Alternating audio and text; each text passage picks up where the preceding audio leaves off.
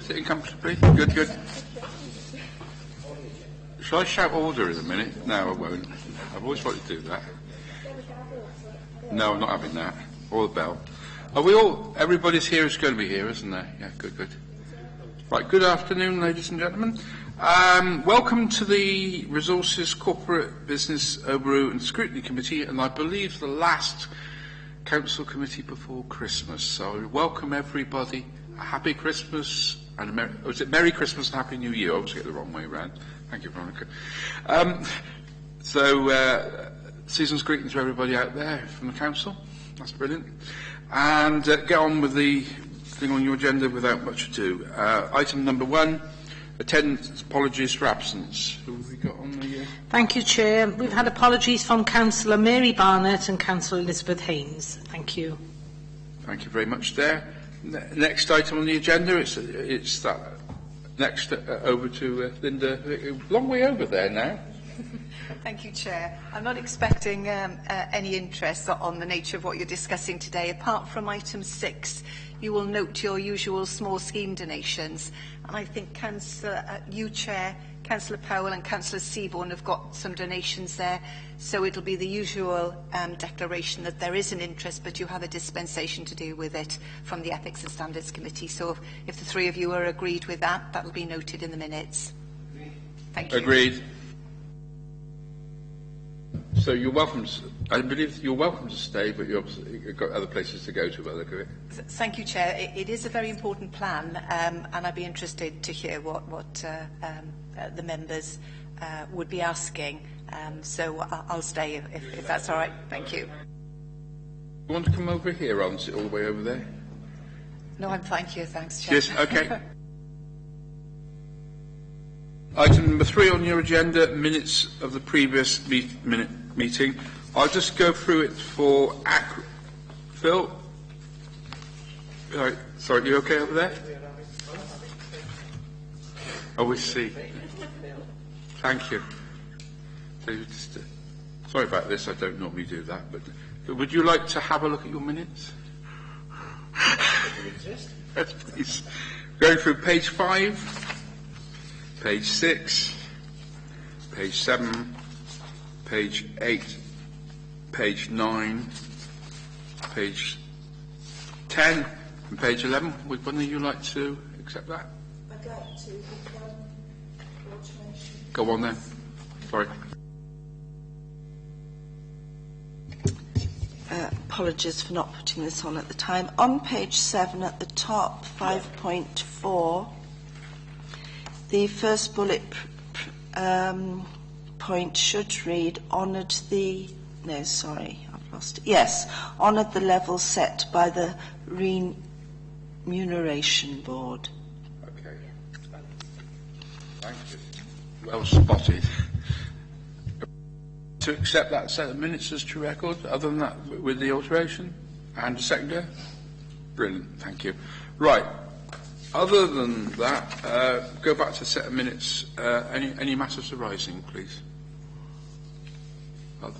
Right, thank you very much. I get your silence says that there's no matters arising, so suggest that set of minutes is dealt with. Right, action sheet. Thank you. I emailed the responses to your recommendations from the Welsh Language Standards meeting that was the last Scrutiny Committee to you last week, so unless members have any other further comments to make or any feedback, nothing further to add. Any comments at all? Have we had any responses at all yet? Yeah, that's what I emailed out last week. Responses, sorry. I'm half asleep here. Right, thank you. Right. So please note that, and we go on to the meat of the meeting, as it were, the item agenda number 5, which is the workforce planning. And I believe our first witness is Cheryl back there. If you'd like to come down, please.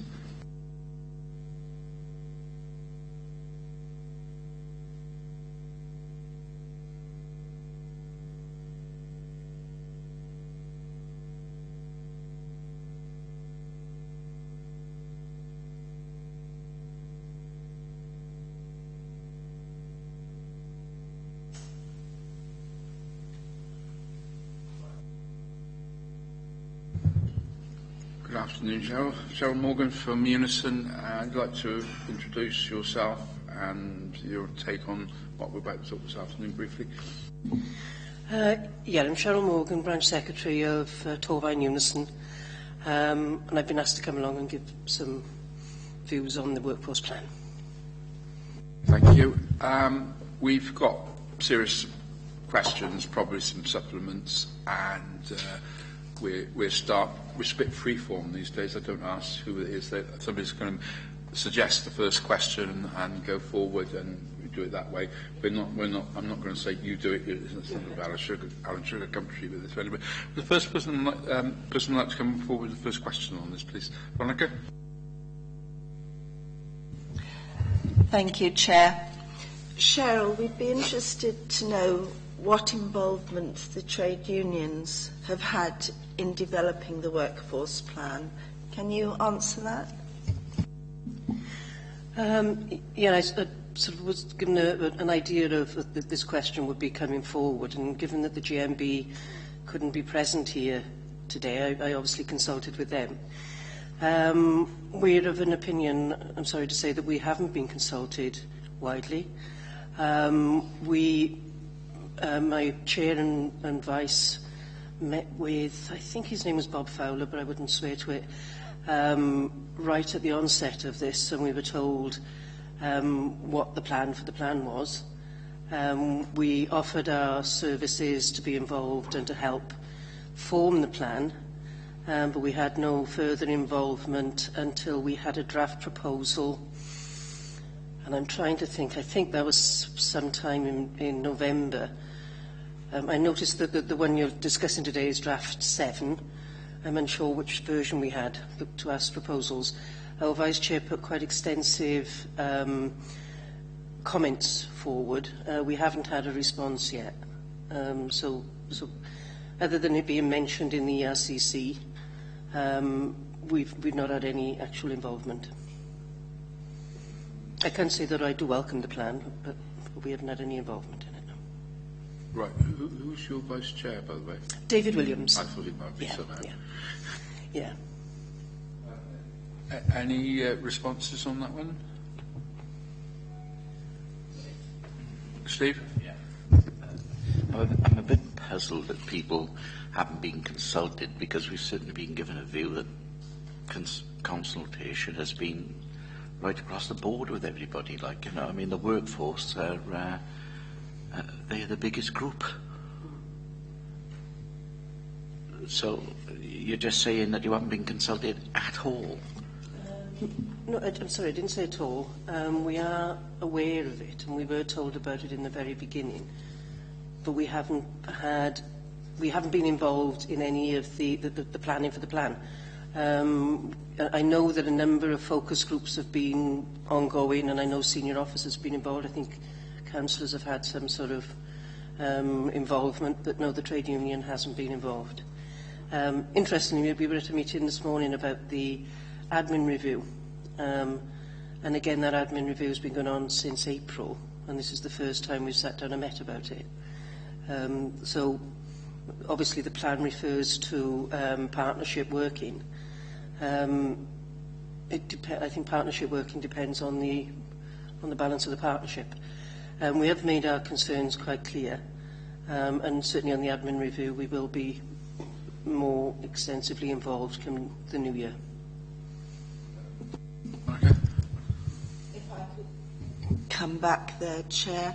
I'm concerned in that case because on page 15, under background, and the bottom of that particular paragraph, it does say that current working has initially been a top-down exercise, but it has identified and been strategically aligned with existing service improvement and financial planning process following analysis of service plans and budget strategies, together with a series of interviews with managers and trade union representatives. I can't see how this reflects a series of interviews, and I think we need to be aware of that and comment accordingly in our response. Thank you. Can I ask you a question? Obviously, somebody like David Williams, who in another respect is manager in an organisation,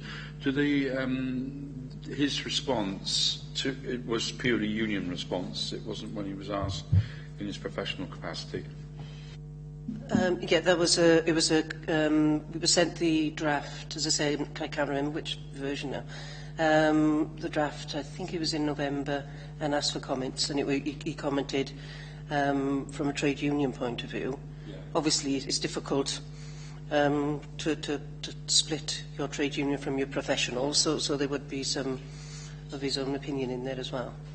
But yeah, I know that Graham has been away from the business, so it may be that that's the reason we haven't had a response. But I know that they've received it because we were thanked for giving it. Would somebody like to ask some of the other questions here, because they would tease a bit more out here?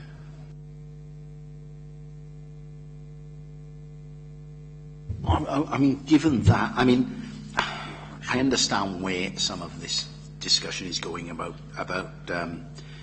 a series of interviews with managers and trade union representatives. There are other issues. I mean, I know that Councillor Ashley has mentioned that he's been involved with the PSJCC, which is obviously the teachers' unions.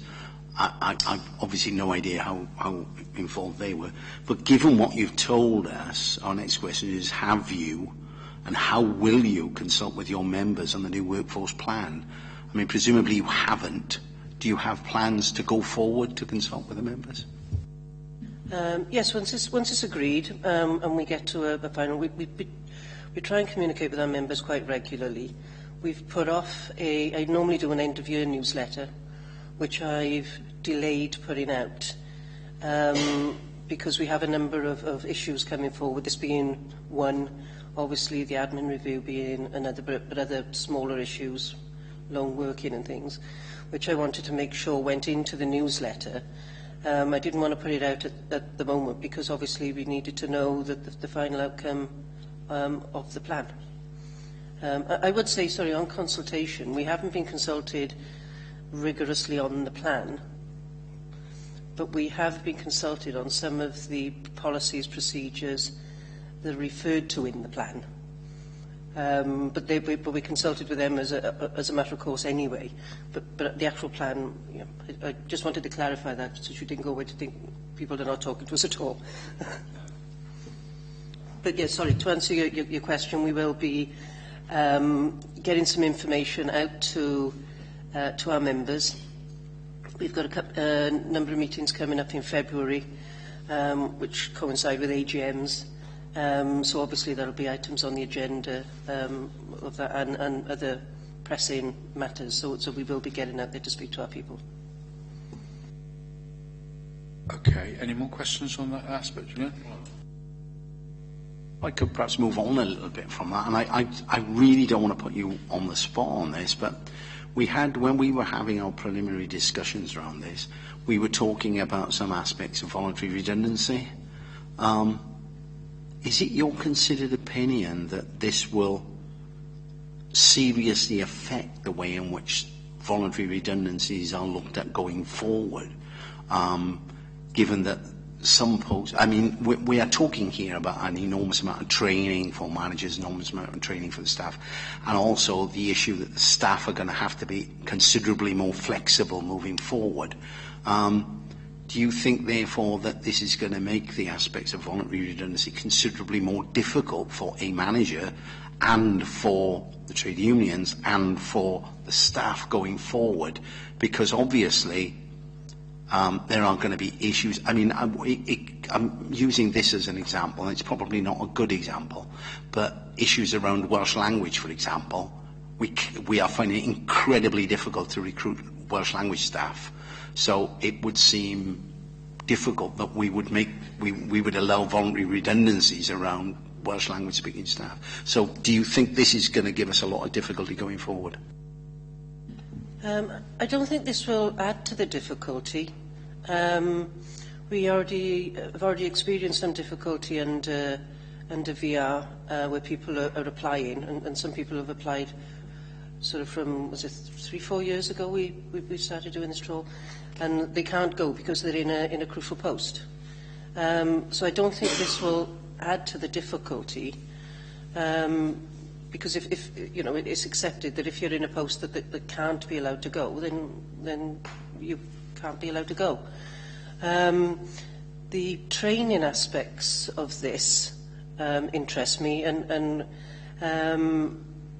I know that the council, again, funding-wise, the training budgets are reducing, so we've actually put in a bit of, hopefully, partnership working with, I knew this was going to happen, I can't remember her name, one of our ladies from Cardiff is speaking with Julie Hicks to see if we can do some partnership training, because obviously as a trade union we've got access to some funding that the authority may not have, so we're trying to work together in that sort of thing, because I see as part of a workforce development, training is a crucial element of it.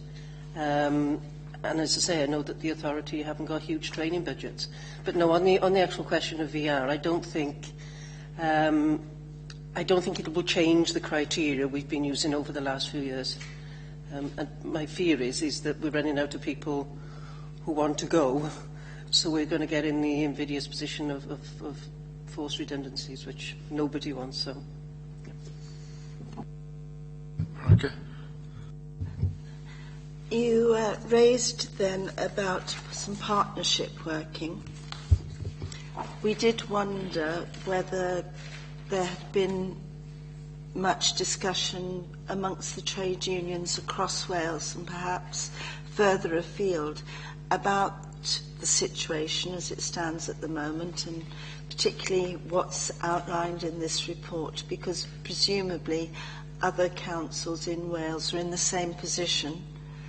We're going to be looking at more collaboration, and one would envisage that the unions are too. Perhaps you could just fill us in on that. I go to an All Wales Local Government Committee, I think is 3 times a year, where obviously we discuss items across Wales. But some years ago we discussed the potential for local government reorganisation and the Greater Gwent sort of thing coming out.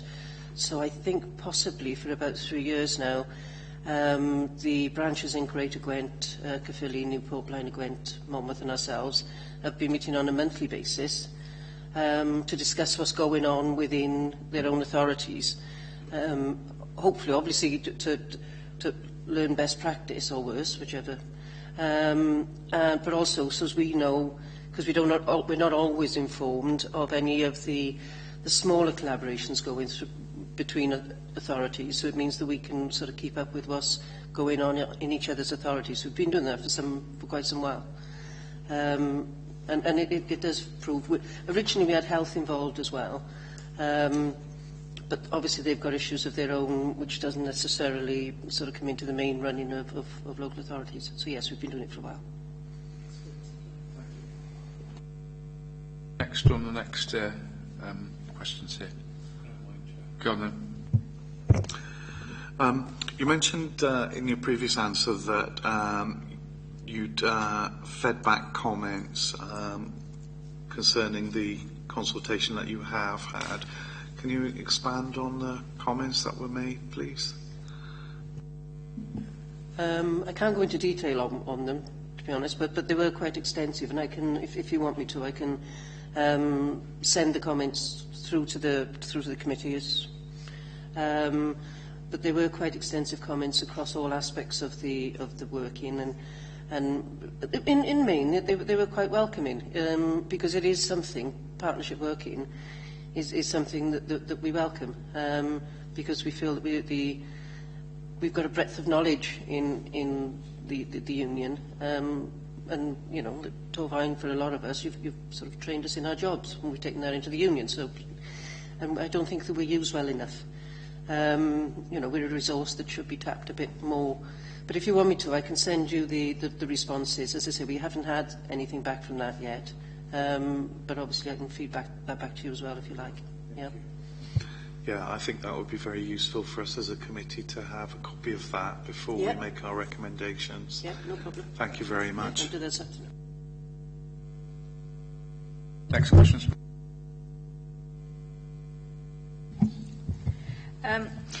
Got down, how can workforce planning be more effectively used to maintain effective employment relationships which promote and deliver effective services whilst improving support to its employees?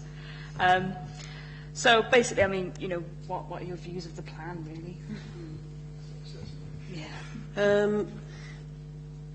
I think if you've got effective workforce planning, it's something that we talked about when Profile was first being brought in. At the moment, it's a bit of a shame. It's a tremendous tool, but it's being used to try and mitigate possible redundancies. Whereas I see, if we ever get out of this austerity, I see it as being an effective means of looking at the profile of the workforce. As we can say, I think it was 43 point something, wasn't it, the average workforce. But they were highlighting, which is something we'd highlighted years ago, that in planning and public protection, we got a lot of older workers.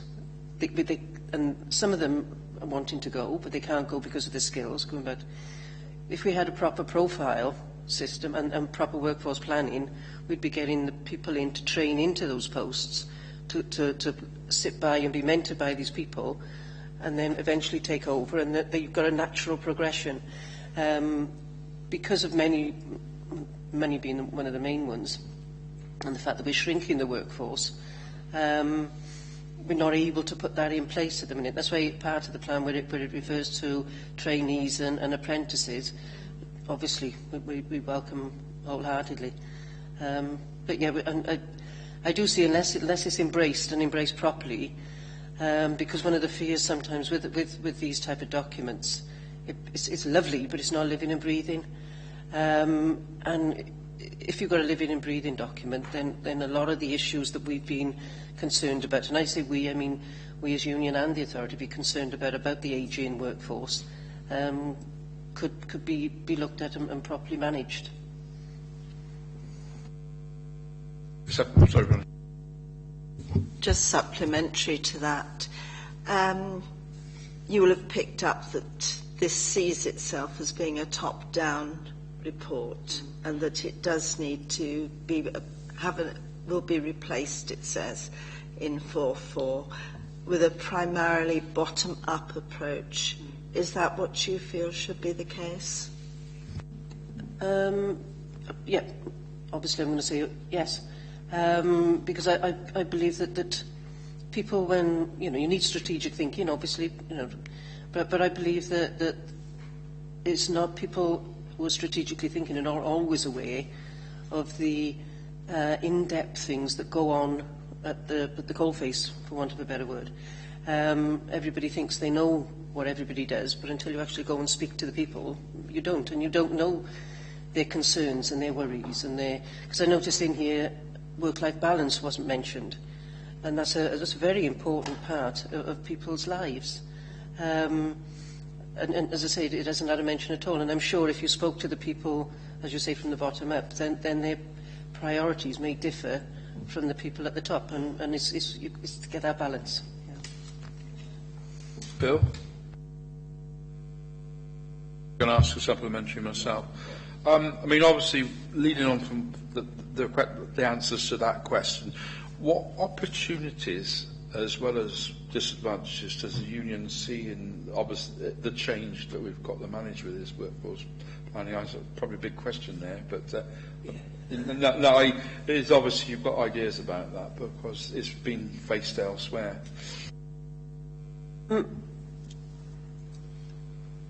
Yeah, with managing change is very difficult anyway, and I think we all think we do it well. But when I speak to the members out there, they'll possibly say things to me that they wouldn't say to their managers. There's a lot of stress out there. There's a lot of worry and panic, and as I say, getting these lovely reports is great, but making them into a living, breathing thing that takes the workforce with them is a lot more difficult, and it needs a lot of skill.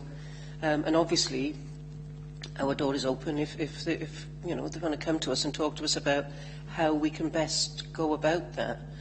And again, it was something we were talking about with the admin review this morning. It is going to be difficult, it is going to be hard, but how you manage the difficult and hard, I think, leads to the outcome, leads to the success. So yeah, I think we need a lot of involvement and a lot of discussion. And as I say, consultation is meaningful. You know, don't stick this out and say read it, because lots of people haven't got time and they wouldn't understand a lot of it anyway. So, you know, let's get out and talk to people. Workshops possibly, I don't know. Right. From what you seem to be saying, Cheryl, the interface between management and unions is not as close as one would wish it to be? Oh, absolutely. Any more questions before I let Phil fire on? Go on then, Phil. Thank you, Chair. Afternoon, Cheryl. Trade Union Bill. What impact will this have on local Torfaen members? The Trade Union Bill is something... I feel that if it feels a bit like the austerity measures. It's almost ideologically led as opposed to being something that needs to be done. There are huge problems going on in this country. Why they're wasting time on this, I don't know. Anyway, they are, and we are fighting it. It's in the Lords, and we're sending loads of questions. Obviously, there are many angles that it's going to affect us. It keeps coming up about the strike part. I think if they'd have put a bill out saying that they were removing the right to strike for certain workers in the health service and education, everybody would be up in arms. A lot of the strike implements in this effectively do that, because you're looking at 80% potentially of people needing to vote yes. You don't get that. I can't think of any, you know, not even on the X Factor do you get that sort of thing. Do you know what I mean? So they're effectively removing the right to strike for certain workers. The picket line thing, I don't think there's a lot of the issues in the bill. I don't think we would have issues, I hope we wouldn't have issues with here in Torfaen, like putting in agency workers and things like that to break strikes, if we could ever get a strike. The truth is, we hardly ever strike, so it's not an issue that is top of my priority. It seems to be every time you talk about the trade union bill, it's all about striking. You know, and everybody say, yeah, well, our kids got to go to school, so we don't have striking. In my opinion, it's not necessarily about that. It's about looking at facility time and restricting facility time. And again, in this authority, we've got a tremendous working relationship in that way, as in, you know, I'm a full-time trade union person, and I'm the only one with Unison. We've got 1,500 members, and I'm the only full-time trade union person. But we get a bit of leeway with people being able to have time off to represent. So I don't think it's a huge problem here. Some councils are going to have dreadful problems. So, as I say, that's as things are moving forward and things are getting more difficult, as we know they will, with further austerity and cuts, we're going to need more time. But the council may not be able to give us any more time. So it's one of those catch-22s. The DOCAS check-off thing, that's the thing that bothers me most, because it's a direct attack on the finances of the unions. And it's like anything else. You take, you know, you cut the finances off, you cut the head off. And we did a little exercise. It happened in, it'll come to me in a minute. Anyway, an area, and there was only something like 57 of these employees members across Wales. They took away the DOCAS. We had to go out. We managed to get something like 50% of those people who signed up to DD. Why that is, I don't know. If that replicated itself across the unions, and I could see unions as all of us, then you cut off the funding. And if you cut off the funding, as I say, you know, you kill the means of effectively negotiating and campaigning. And obviously you've got the political funds. With Unison, we've got we've got a political fund and we've got an affiliated political fund, which does, and people have an option. The vast majority choose to go into the political fund, which enables us to campaign on issues such as austerity. There's local campaigns, if there's, I don't know, hospital closures or that we can get involved in. If you take away the political fund, we can't do that. It becomes illegal for us to do that. So there's so many things in the trade union bill that are scary and unnecessary. You know, the trade, it's not like in the 70s when sort of somebody could say, come on then boys, all out. It's not like that anymore. We had tremendous restrictions put on us by Maggie Thatcher's government. So I don't understand why they're choosing to take up precious parliamentary time with this. I really don't. No. Thank you, Cheryl. You've already answered two of my supplementary questions, so thank you. Any more on this? Any more questions for Cheryl? Not exactly supplementary, but the national living wage. How do you think that? I mean, it's obviously going to affect the council. Hopefully, Graham will be able to give us a better understanding of how great an effect it will have on the council a bit later on.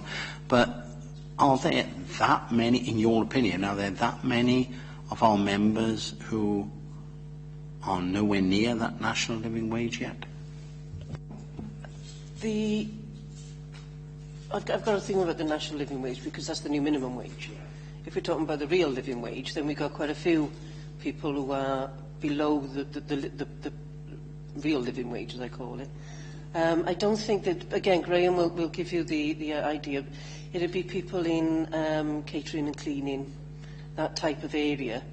And I know when we were talking about the real minimum living wage, we were talking about sort of like, I can't remember, something like 1,200 people. But the national minimum wage, the national living wage is now the minimum wage.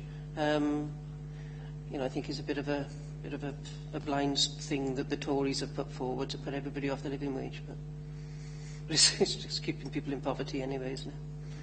Yeah. I was going to make a comment on that because one of the national things I went to was about equality issues, certainly amongst women workers, where they were doing more than one job. Do we have a lot of that? Yeah, but that came up very strongly at that particular meeting. Yeah. We have a number of, as you said, mainly female workers who do breakfast mornings, they do midday supervision, then they do a bit of cleaning, you know, all to try and keep afloat. And as you say, care responsibilities, children care responsibilities. Yeah, and it's difficult. And obviously in schools we've got a lot of term time working as well, you know, which affects their wage. So if you look at it, base it over a 52-week instead of a 39. So, yeah, but the obvious problem bringing in, or with the living wage is the effect it has going up the scales.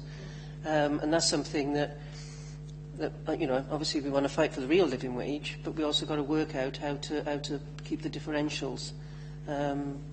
So yeah, it's something that we aspire to, but we know that it's got difficulties.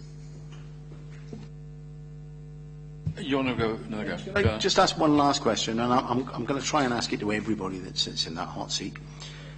Given what's happening in Wales and nationally, austerity, the national minimum wage, trade union bill, local government reorganisation, and all the myriad of things, other things that are happening, how much of a chance do you think this workforce planning has got of succeeding?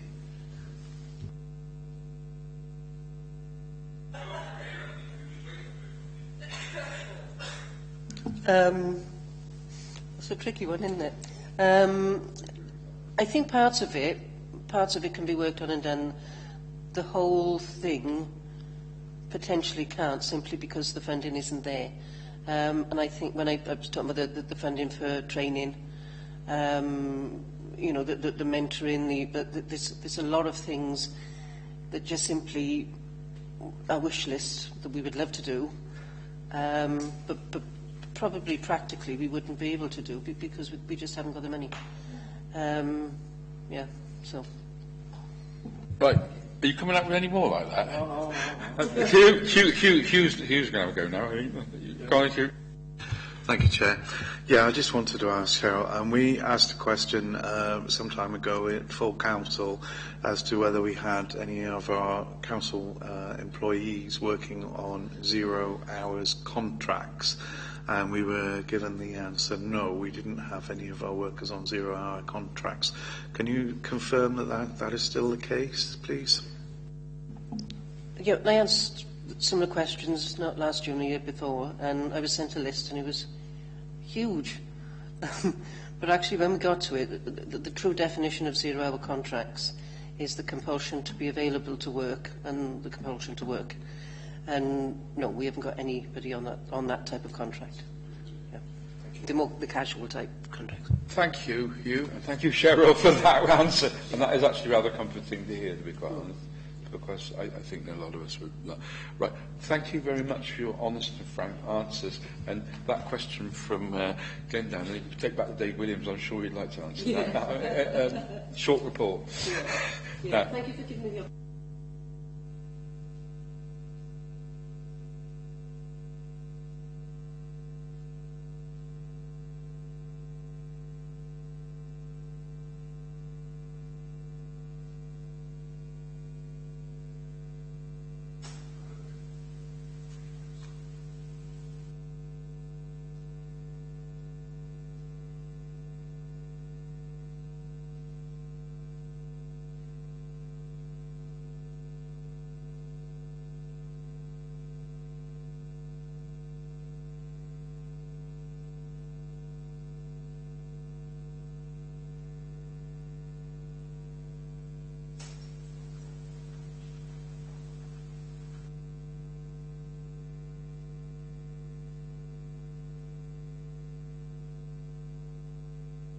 Right, we've got Graham and Graham here. Sorry about this, gentlemen, but that's actually... yes. Right, welcome, gentlemen, to this afternoon's scrutiny. If you'd like to... We know Graham Russell quite well, but like to introduce yourself and your background, please, sir. Yes, certainly. Yeah. Hi, there we are, thank you. I was head of HR at Neathport Talbot Council, and since then I've been working for the ERU School Improvement Consortium and doing some HR support across local authorities in Wales. So I'm delighted to come here to assist you in taking forward this project. For my sins, I've also been recently appointed to the Staff Commission, the Public Services Staff Commission, with the role of overseeing the workforce issues with local government organisation if that takes place in 2020. But we've been told that we're going to do a lot of work next year in readiness for that, so it'll be quite interesting. You can introduce, you need no, but you do. Thank you, Chair. If I can take a few moments to just sort of, I know you've already begun some questioning, I suspect, around this area, but if I can just give you some headlines around the paper that you got in front of you prior to engaging further with questions. What we've got here is, for the first time really, a substantive workforce plan. We've worked with a document previously described as the People Plan, and that touched on workforce matters, but not at any great level of depth. And what we're now trying to do is develop something far more substantive and which is placed within the context of the corporate plan and member priorities, and within the context of the budget and the medium-term financial plan in terms of what priorities are within the available resources. We as a council clearly have a number of priorities, and those are or can be limited firstly by financial resources, but secondly around the ability and the capability of the workforce to deliver upon the priorities that you set as members. So what it's important to do during a time of when resources are reducing and prioritisation is becoming increasingly important is it's important to have the right people in the right positions at the right time and doing the right thing.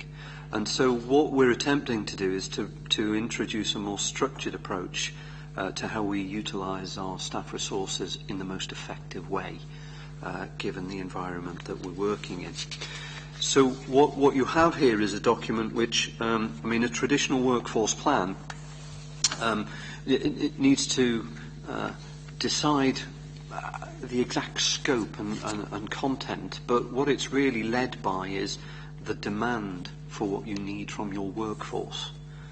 Having done that, you need to assess what you currently have and then look at the gap and try and plan to get from A to B, how you bridge that gap over a period of time. Clearly, once you start that journey, you need to review and you need to monitor what you're doing. So where we are is that we've had a range of things done in the past which have taken us to a certain level, but this is really quite a significant step to try and increase the profile of workforce planning and put it properly within the context of corporate plans and priorities for the council.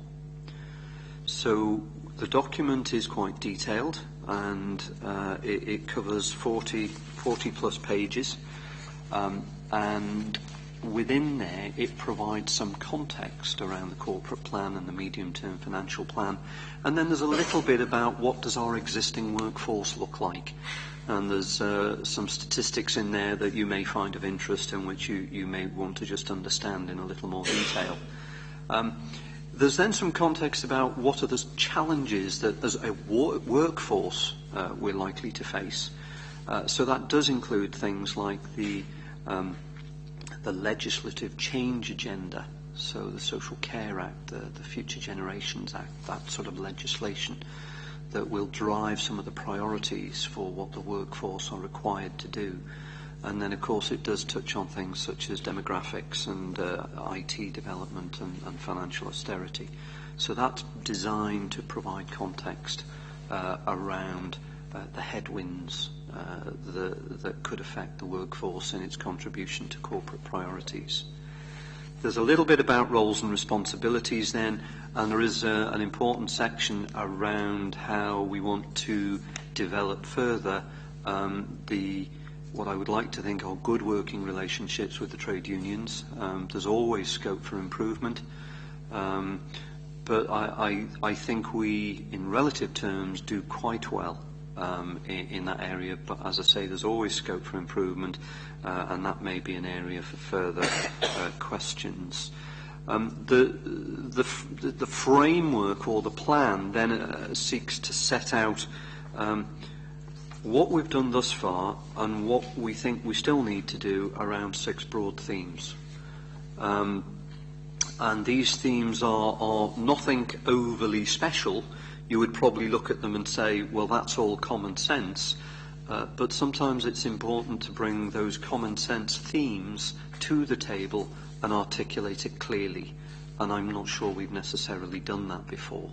So I think this is a first real opportunity to set out issues around building an excellent council, about having a skilled and adaptable workforce, and those other themes that are already included in here.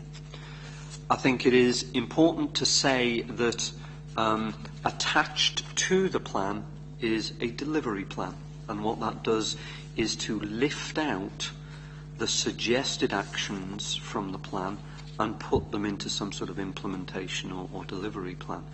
But I have to say that delivery plan really, although it's attached here at the moment, I would describe it as illustrative for the moment, not so much in terms of the issues in there, because they're all issues that need to be considered, but they're illustrative in terms of all the aspirations are in there. And quite frankly, it's hugely challenging in terms of the suggested activities to be achieved, what is in there. So even though it's a 3-year plan, there's an awful lot in there, and there needs to be some prioritisation around that. So everything's in there for the moment. There are some illustrative dates, but I think those may need to be remodelled slightly. And there needs to be views expressed, and I have no doubt this is one area members may wish to express views, of what they regard as some of the most important things. Whether it's drivers such as the legislation I've already referred to, or whether it's specific things around local government reorganisation or whatever.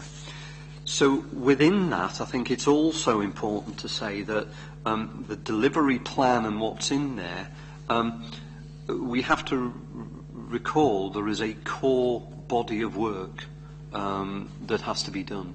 For want of a better word, the day job. And certainly from an HR perspective, that's pretty sizable. The core workload and the day job, whether it's supporting managing the sickness absence, or whether it's grievances or disciplinary, or looking at policies, or dealing with some of the staffing issues, that's quite a sizable day job. So there are those immediate or core requirements, and members are well aware of some of the significant change management type initiatives that could impact, whether it's collaboration or whether it's change management to achieve savings in certain areas. Those cannot be done without HR input, advice, guidance and support. So the change management side and the core occupy quite a sizable chunk of where the resources of HR currently go. But I think where the challenge lies is what are the priorities around improvement and what we want to see taken forward ahead.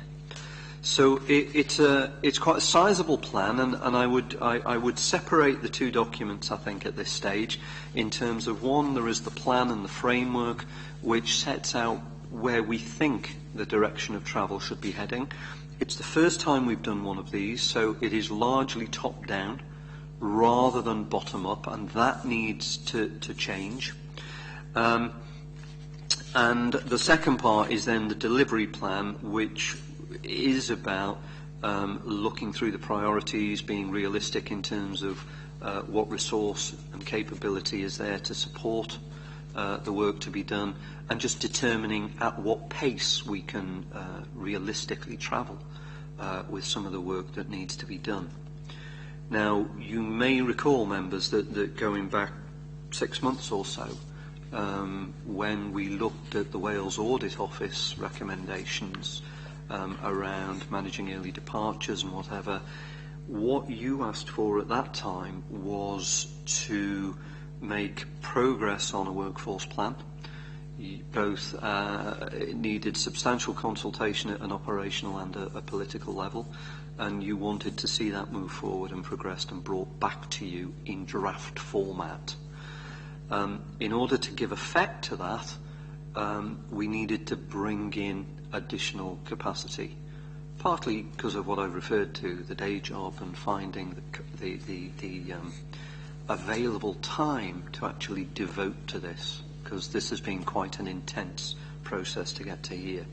And I can only thank my colleague to my right, Graham Jones, for the substantial work he's been able to do in terms of engaging with the workforce, because I think it's important to recognise that his input, his knowledge from previous lives, can I put it that way, the experience he's brought to the table and the challenge that he's brought to the table for us has been invaluable, and has created that a little bit of additional strategic direction and capacity to enable us to move this forward. As a final couple of comments, I would say that in building this document, there's been extensive engagement with service departments. So it does capture information, not just from chief officers, but from senior managers across all areas. And there has been engagement with both GMB and with Unison in terms of bringing this together, as well as looking at best practice research from wider than just Wales, because what we have found is that workforce planning is more advanced in England than it currently is in Wales. So we've been fortunate to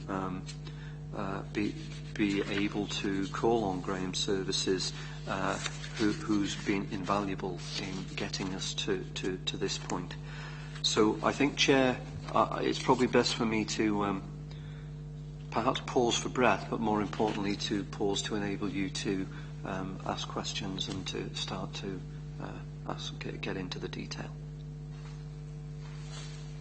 Okay, everybody, we actually got a set of preordained questions. What we're not going to do is me point at them like Alan Sugar. I'm going to let them ask you. And who's first? Yeah, thank you. I thought it might be. Thank you, Chair. Yeah, our first question is, and because I think Julie Andrews said it right when she said, let's start at the very beginning. It's a very good place to start. Are we confident that we have a thorough knowledge and understanding of the current workforce and their skills, competencies and capacity that would be needed going forward? And I think this is it, really. This is the major part of it. Do we have the capacity? Do we have the competencies in our existing workforce? Or do we need to recruit moving forward? There's an awful lot of facets to that question. Do we know enough about our workforce? No. Do we have a much, much better understanding of our workforce now than we had 6 to 12 months ago? Yes. Do we know if they have the skills, the competencies that we can use in a versatile way to support the service priorities of the Council? Then I would say that is a picture that is being built at the moment. We've revised the WorkSmart appraisal process, and we've gone out and there's a life cycle of that finishing at the end of this month. And one of the questions within there was asking about existing skills, additional skills, and other attributes that people may be able to contribute in the wider sense to the Council. So once these WorkSmart appraisal, this particular round has been completed, then there is a source of data there that we can tap into to start to educate ourselves further in terms of the existing competences and capabilities within the workforce. It is, however, a very complicated map in order to put together, and this is where I think the development of more individually service-driven workforce plans will come to the fore, because they are closer to the staff, they're closer to the skills and the knowledge of what those people can do. And so I think, part of this is it's evolutionary. We can't give any sort of 100% assurance at this stage around have we got all the skills, all the resource levels we need. There's still work to be done to complete that sort of assessment and form that sort of view. I was going to ask a quick question myself, and I'll go with you. You're telling me that for every single employee in this council, you've got a competency rating. You haven't got that. It depends what you mean by a competency rating. I mean, what we will have is for anybody who's been employed, then they, of course, will have had to go through an interview process. They will, of course, have to have been assessed against the requirements of particular roles they were applying for. But, of course, we still have a considerable number of staff who have been in position, possibly transferred across from reorganisation 20 years ago, who may not have been through job application processes. What we also have is, in many areas, training logs of one sort or another, but it is an inconsistent pattern, so there isn't a complete map of exactly what qualifications and skill sets everybody has across the workforce. And what about if they've been in post for that amount of time, the annual assessments, all that sort of thing?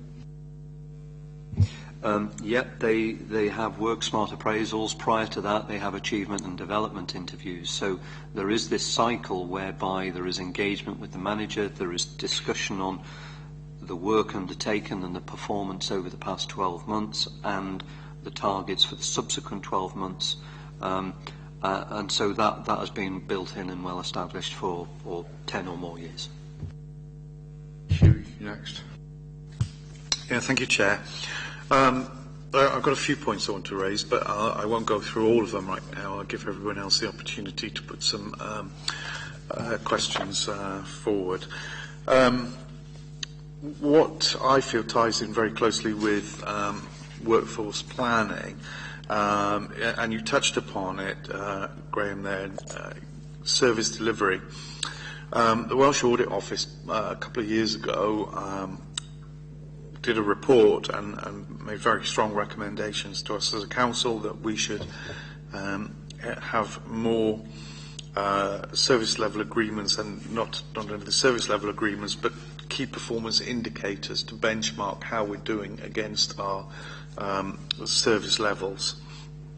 And they felt that that should have been rolled out across the board. To date, that's only been implemented by the waste or street scene department, and it should have been rolled out further across the council. Now, there's obviously an impact of that links the performance and service delivery levels to resource management. So that was one point I wish to make, is to really inquire as to whether what sort of pace that's going to now be taken up across the various departments, because you can obviously link, once you've identified the service delivery levels and how far we're doing against benchmarks, neighbouring authorities, all the rest of it, you can then identify whether there's a resource gap, something that's acting as an inhibitor, which is preventing us from attaining the levels that we aspire to deliver on. And the other thing was, you touched upon WorkSmart. Now, I'm not familiar with WorkSmart, but I know when this committee met before, we had a number of video conference calls and what have you, in terms of setting up the processes and procedures for looking at the voluntary redundancies, and as a result of that, the profile scheme was set up and rolled out. And it's interesting to note that the Chair and other members have just identified here that we don't currently seem to have necessarily comprehensive information on all of the council employees. Is it just the case that only those employees going through the voluntary redundancy process would have completed their details and information within the profile system, and are existing employees not using profile? Are they using WorkSmart? And if that's the case, is there any way that we can effectively get that information transferred onto one common platform, so that in effect maybe per se all employees had their skills and competencies and training on profile? So that would, on one comprehensive system, so that would give us a complete picture of where we are staffing. And the follow-on from that is if there's a potential loss of expertise from losing senior people within departments and loss of knowledge, it's managing that loss of knowledge by enabling that to be passed on to younger members within the team, so that they can have sufficient training to acquire that knowledge base. What we don't wish to see is very senior members of teams leaving, taking voluntary redundancy, and then coming back within a matter of weeks on a consultancy basis because there's this big knowledge gap. So I know there's a number of points in there, but thank you.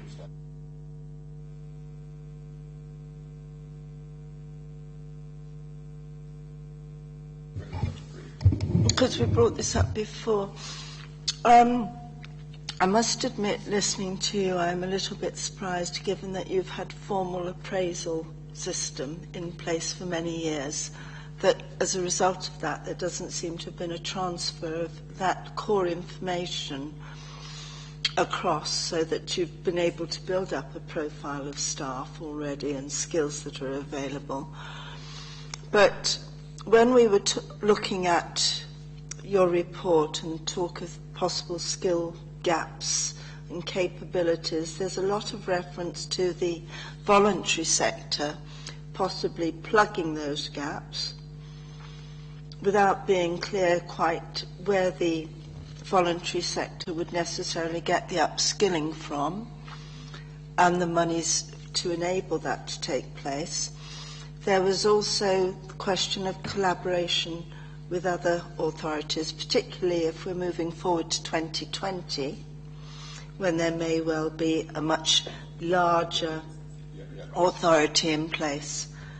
We seem at the moment as if we're just talking about Torvine's workforce plan development, and this report is much wider than that.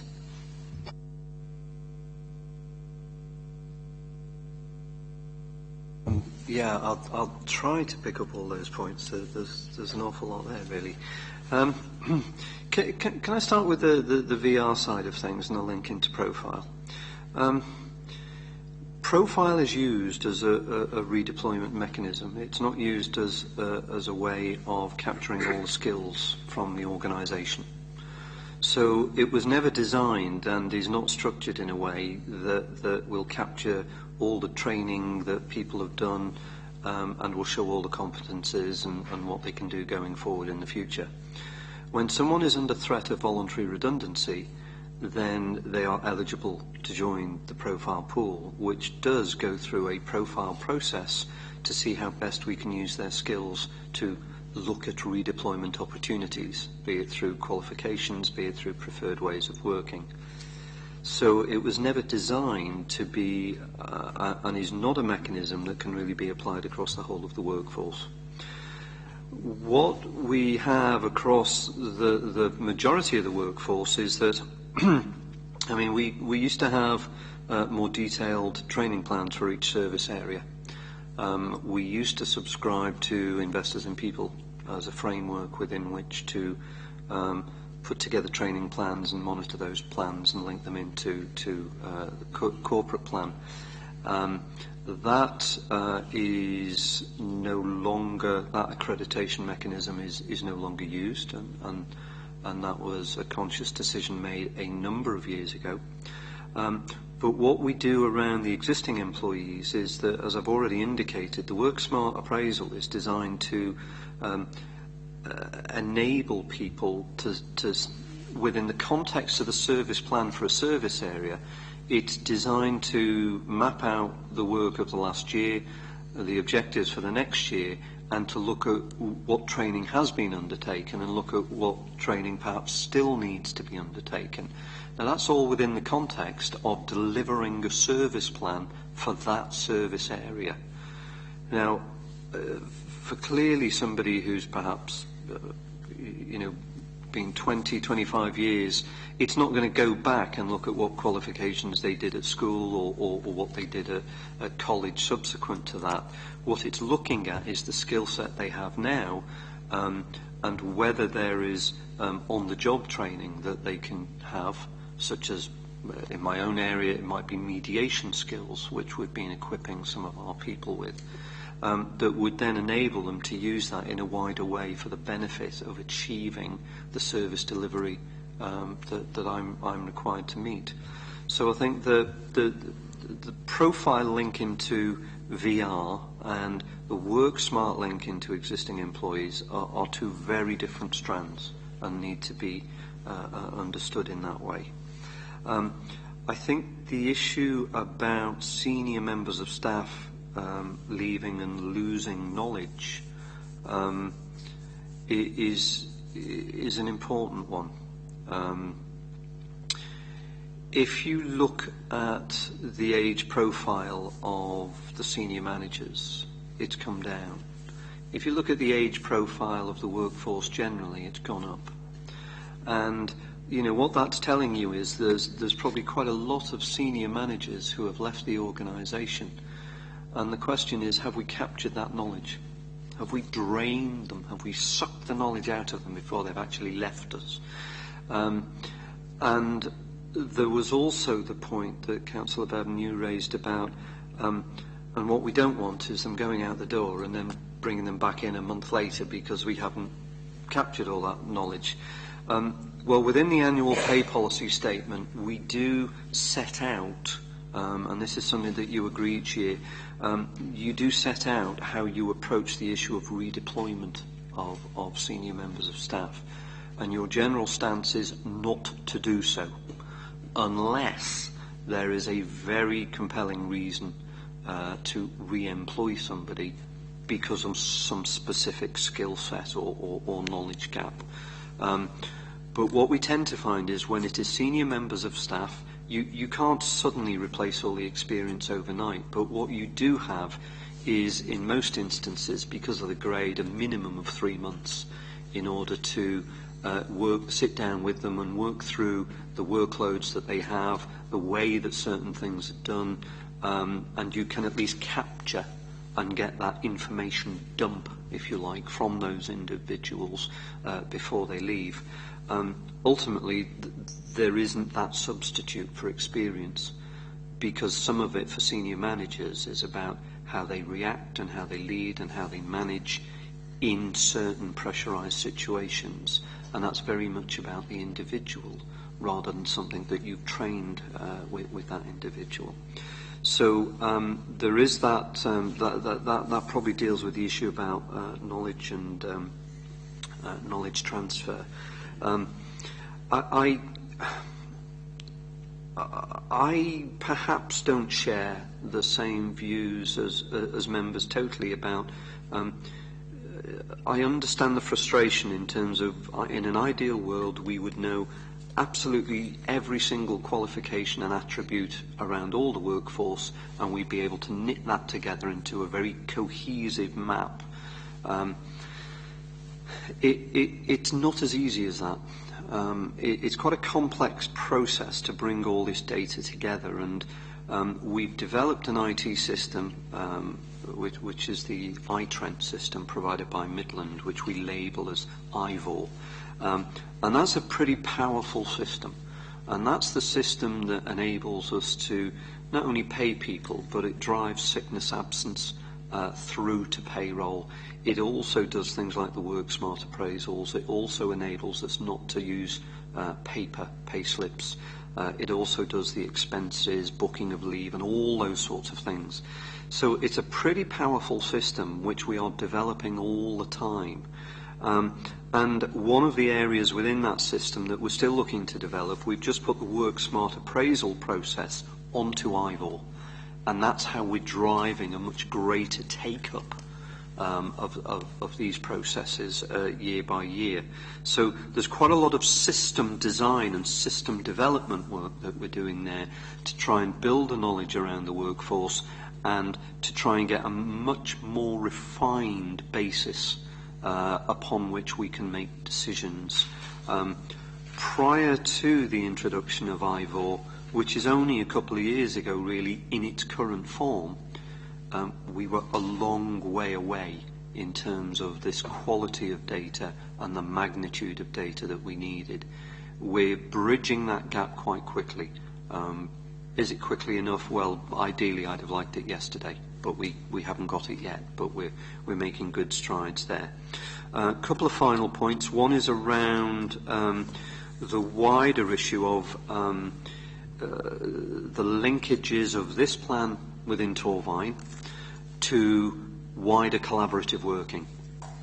And this plan, I make no apologies, is centred on Torvine. It does, however, recognise the importance of collaboration and recognise the linkages, be it with other councils on a regional basis or working with the voluntary sector or other third parties to try and look at effective processes and streamline processes where we can. It doesn't pretend to give all the answers. What it does is recognise that there is a body of work and a process that needs to be looked at to try and tap into efficiencies where those are possible. But I would ask you to bear in mind that this is the first time that we've brought all this sort of information together in one document. So it's a starting point for us. I would like to think quite a substantial starting point, but there's a lot of hooks in here.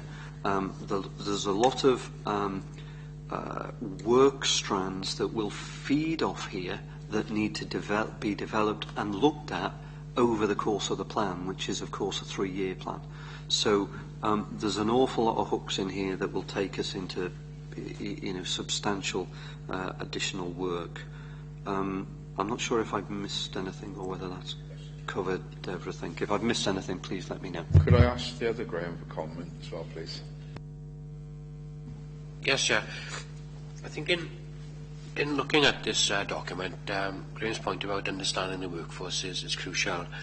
You have about 4,000 headcount employees at the moment, and the trend at Torfaen is similar to elsewhere in Wales, where the school's workforce is becoming a bigger proportion of your workforce because it's not been slimmed down as quick as the rest of the authority. So at the moment, nearly 50% of your workforce is in schools, and in some respects that's kind of an invisible workforce. So members will be on governing bodies, you'll see some things, but maybe not in this level of detail. So that's one key point. And coming back to the member's point about looking outside Torfaen, one of the big issues for the authority will be, if the organisation is going to take place, is knowing the workforce of each of the merging authorities. It will be very, very important. And picking up on the point of Graham made, which is a crucial one, each team within the council which provides a service, and there'll be 150, 200 of them perhaps, are a mini workforce in their own respect. And each one has got a different dynamic about it. And each week there'll be people leaving and joining the workforce. And those who are in the workforce have been employed to do a particular job, a particular role. But as you make decisions about the services you provide linked to service improvement, linked to budget changes, then the requirements of that workforce are changing. And therefore what this workforce plan is trying to do is to track as quickly as possible behind the decisions you make what workforce you need, and in particular what skills you need. And I guess the point I would make is what Graham said, is that it is a huge industry collecting and keeping up to date data about the workforce. There may be, in a typical HR information system, you'll keep details about the post, which will be the job title, the pay, for example, and you'll keep details about the employee. And there may be as many as 100 pieces of data about an employee, times 4,000, you start to get an awful lot. So there is a balance somewhere between keeping the data that you need and the cost of getting that data. And I think what the point that Graham's making is that there needs to be some improvement around this, but it has to be prioritised alongside everything else. So you've got this whole picture of services changing, and they're making sure that the workforce changes as quickly as possible to keep up with it. And that's including people going, people leaving, and people changing their role as well. Any more questions on this one, or should we go on to the next question? Well, if I could, yeah, it's sort of, it should be an immediate follow-on, really, from this issue. Understanding what you've said now about the workforce and what we know centrally, then there's issues about service areas. And the question we've got here is how will we ensure that there's a consistent approach taken to workforce plan across all service areas? And I notice on page 76, particularly, we will develop the skills of our leaders and managers so that we are better equipped to face the challenges ahead. And there is a timeline there that runs up to March 17 for mandatory training. How much do you think, how much consistency do you think we're going to get now? Will that consistency improve? And obviously one would expect service managers, supervisors to have a better idea of their workforce than perhaps we're even going to get using WorkSmart and IVO.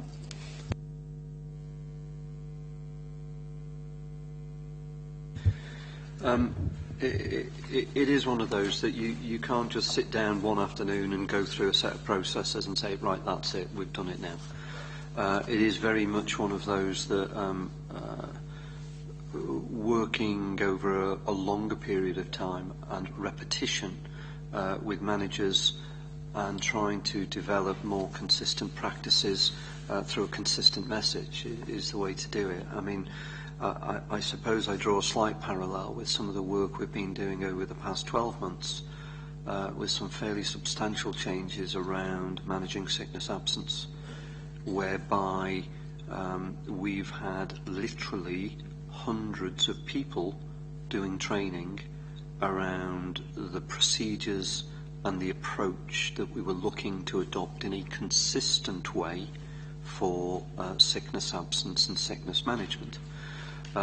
So there's no easy and there's no shortcut way of doing it. Now, ultimately, what you're still relying on is the integrity of the managers, that once they've been through that training, to follow those procedures. And that's why, we've also included certain things in here about the behaviours that we expect from staff, and that includes managers, and then what they can expect from the council as well. So it is one of those, there's no shortcut, it's just a lot of work in terms of engaging with a consistent message and reinforcing that message on an ongoing basis. Good. Okay, next question. Wait. Steve? Third one down. Yeah. We're on the third one now, aren't we? On theme 3 now. No, theme 2, third one down. Can you use your mic, please, Steve? Right then. I'll go to the one from 5.2. Which authorities in England are more developed in the workforce planning, and why do you think that Welsh authorities are not developing a workforce planning? Can I perhaps ask, I think Graham, it might be worth Graham commenting initially on that, and I'm more than happy to add additional comment in, if that's okay.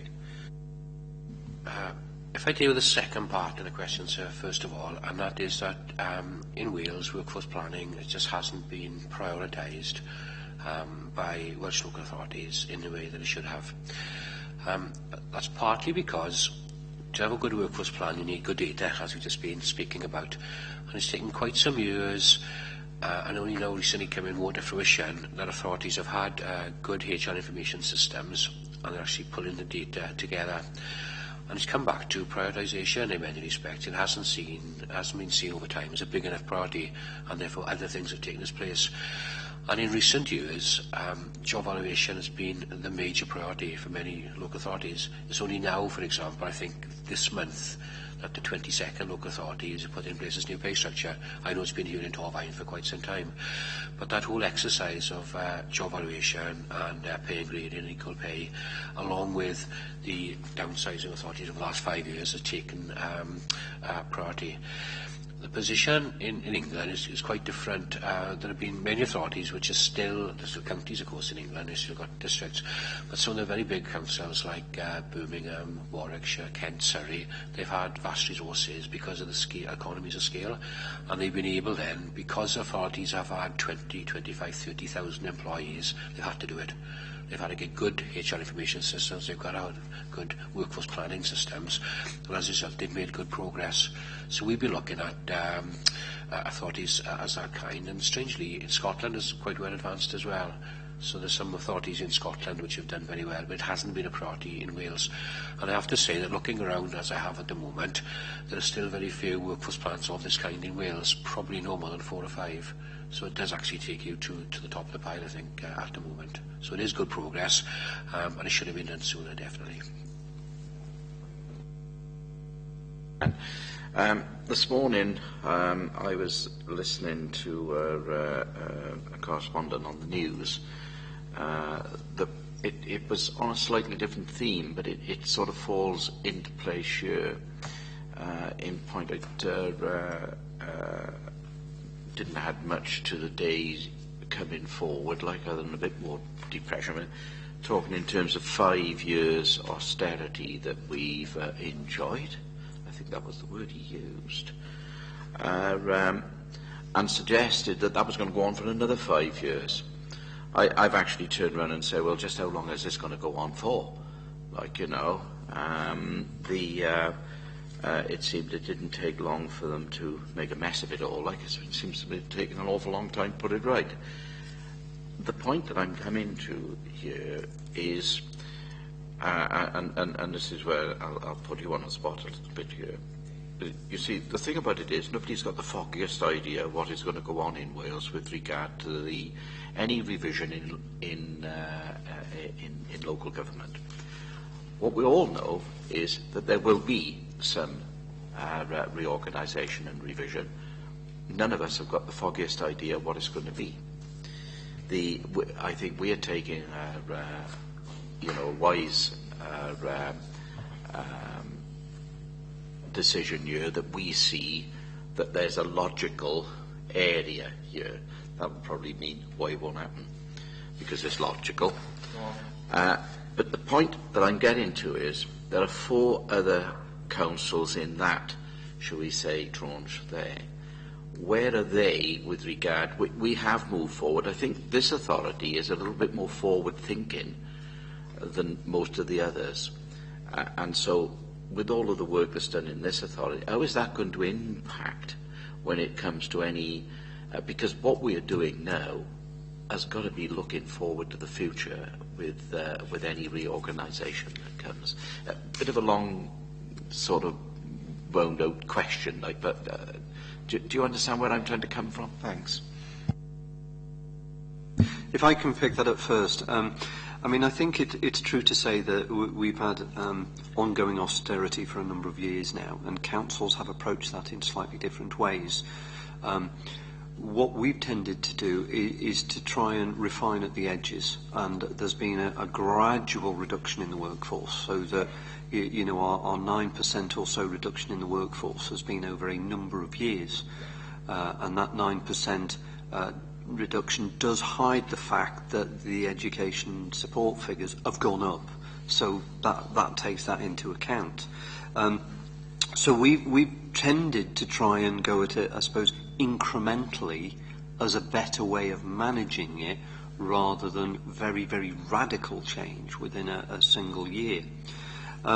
You can only do that for so long, and I think what you're recognising, Councillor Brooks, is the fact that we're reaching that threshold, that we've got to effect slightly more radical change, slightly larger scale change than we've done so far. Now, in terms of what others have done in this area, then we do have, I suppose you would say, natural partners in terms of the former Gwent authorities. And there are officer networks across those authorities, be it legal officers, HR officers, finance officers. They do talk. And I certainly meet my colleagues in the other 4 councils on a periodic basis to discuss matters of mutual interest. There is also, for example, some very sort of tentative identification at this stage around the fact that 4 out of 5 of those councils share an HR and payroll system, in that they all use the same provider. Now, it's all configured very differently, and they've each developed the system in a slightly different way and to a different extent. But what it does mean is that there is potentially a common IT base that could have wider applicability and encourage that dialogue on a more regional basis with a common platform already. And all right, you've then got all the finer detail about, where does that take you in terms of people, terms and conditions, and service delivery and all those things. But in order to deliver cohesive service delivery, 2 of the things you need to try and put in place is, 1, a sensible IT platform, if that is a requirement for the service, and also look at how the staff can work together in a fairly cohesive way.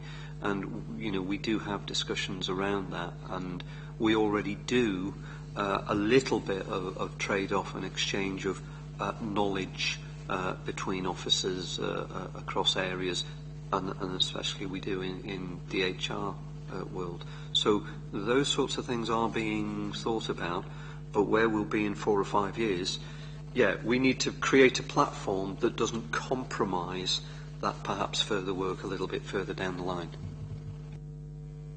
I think I would answer saying that's fairly refreshing.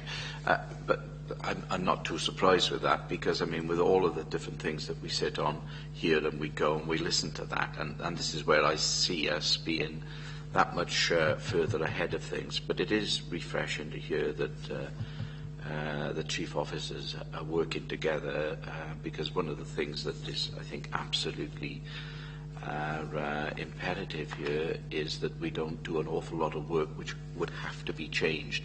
And on the basis of what you're saying, it's refreshing to hear that it's certainly being thought about and being moved forward. Thank you for the answer.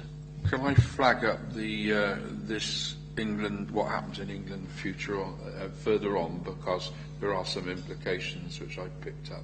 I'm not going to mention it now. Can somebody bring the next question up? Because I think that... Do you want to... Sorry, Bill. Okay. Something that's going around in my head, and I've just been reading back through the start of the agenda. 5.2 on page 18. Given the start position, the plan is looking to create something of a cultural shift, and so realistically cannot hope to set out exactly what workforce we ultimately need. There again, we've got that statement, and we're going forward and forward and forward. I just can't.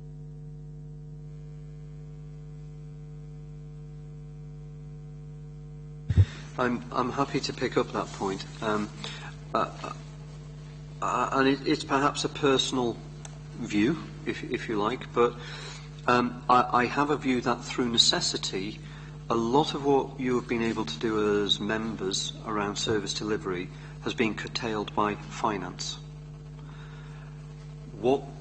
And if you think about the finance process, quite rightly, it's a very detailed, very long, very complex process, which we have to deal with on an annual basis, and we also try and project that over 2-3 years as well. But to give effect to that, we need the workforce, we need the staff. And I suppose, dare I say it, my challenge is, have we really done enough in terms of challenging what we do with the workforce and how we use it and how we can best use it in the next few years? And, my suggestion would be, I'm not sure we have. And so almost what I'm setting out here is, we can't paint the final picture on day one. What we've got to do is fully understand the workforce, build some of these mechanisms here, and as departments become more proactive in developing their own workforce plans, then what will become a lot clearer is exactly what we need from our workforce and when we need it. We can't just produce a plan and say, that's the answer. It isn't as simple as that. And so I suppose I'm sort of flagging that, we've got to shift the mindset a little bit in terms of saying workforce planning has to have a higher profile, in my view, within the council.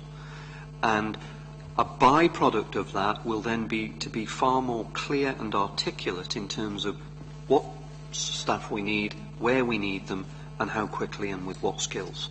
But we can't do that at the moment. We can't give the final solution or the final answer, if you like, when we haven't built some of the mechanisms necessary to achieve that. My observation here is sure the linkage between resources, i.e. money, and property. Service delivery, obviously, which looking at, I've seen it is three aspects of service delivery: what we statutorily got to do, what we have to do, and then there's other aspects, and the workforce. They're all inextricably linked, aren't they? Yes. Is that what? And Monica, you want to say something? Sorry, sorry, Councillor. I was only going to say yes. I mean, if you think what is the way that we deliver services. Yeah. You need the financial resources, you need the people, and then you'll need things, you may need assets to support that, be it accommodation, equipment, or IT, or whatever. So you've really got three key planks of resource at your disposal to deliver the services that you would like to see. And when we talk about the voluntary sector, we talk about our aspects of that delivery which are going outside the council. Certainly when we're looking at some aspects of the work of social services and other parts of the council, there's some aspects of that are going out there quite drastically now. Yeah. Right, yes, simply bearing in mind what you've been saying, you've got a time frame which is included in these papers, but there's no overall financial implication. You haven't actually conjured a figure, whether it be from the air or from knowledge. Yeah, in terms of finance. I wouldn't be so brave as to suggest that at the moment. I mean, I did make the point that the service plan, what we've not tried to do is when we've gone out and engaged with all the service areas in terms of where they think the gaps are, what they think the issues are, what they'd like to see developed, we've not tried to curtail aspiration or ambition, if you want to describe it that way, because we felt it was more sensible to capture everything initially, and then there does need to be a process of prioritisation within available resources. And so that detail about some of the timeline, what the priorities are, and also what sort of costs is associated with that, because some of it can be done internally with existing resources. I have to say some of it can't be. And that is for a little bit further down the road. If we agree the broad direction of travel within the framework document, because what we can do is to actually then make a choice to say, well, it might be nice to see some of these things, but either priorities don't allow, or they have to be pushed further back in time to achieve that.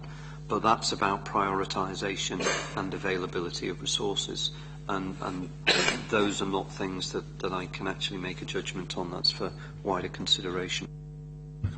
Yeah, I just have quite a strong concern there, because we know in the next 3 years, or we've been told, that we're likely to have to make cuts of 10 million each year. So which envelope this is going to come from is going to be so crucial if you want it to take place and for it to be effective. And it's not just about wanting, it needs to take place. And I do feel that those sort of conversations about the financial implications should be taking place now, not next year. I totally agree as Chair of this issue. The language we use and where we go with this is important, because the one thing to be said, it's a positive in a funny sort of way.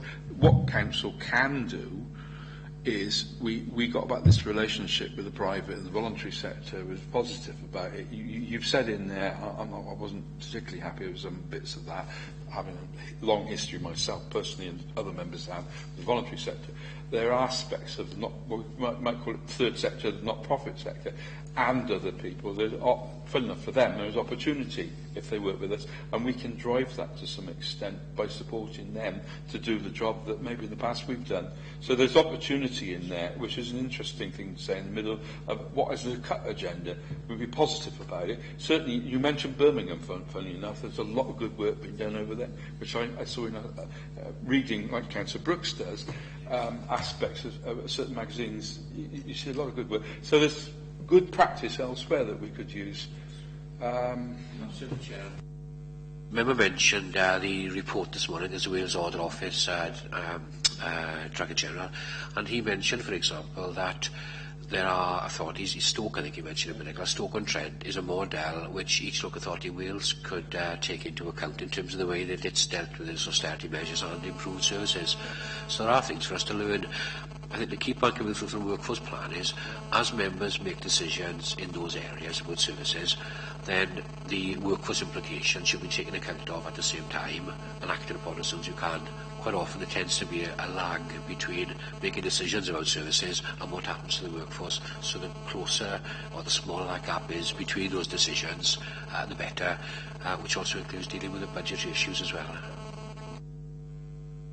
Chair, could I just add to that with one point, and that is that, I mean, I think the funding part of whatever comes forward through this is really important. And one of my opening comments was about trying to put this within the context of corporate plan and budget. And I think that's really important, and I think it's healthy we're now talking in those terms, because I'm not sure we've ever done it that way before, and I think that's a positive. I think just the second element of that is that, of course, if there is to be money put into any areas to support some of this, then in some instances it could be seen as an investment, because longer term what you're then getting, depending which area you're looking at, you may get a more efficient use of the workforce, either through deploying the skills in the right areas or having better equipped leaders or whatever it happens to be. So there is, and we hear this phrase often, I do recognise that, but it is an investment to save in some way that could provide some payback in a subsequent period. Members want to comment on this? I just want to mention one thing, which has nothing to do with this meeting. I have to carry out an appraisal at Bronavon at 4 o'clock, and so at this point, just to give us a bit of a rest from what we were saying, I'm going to have to, because you've got to get there. That's the blooming problem.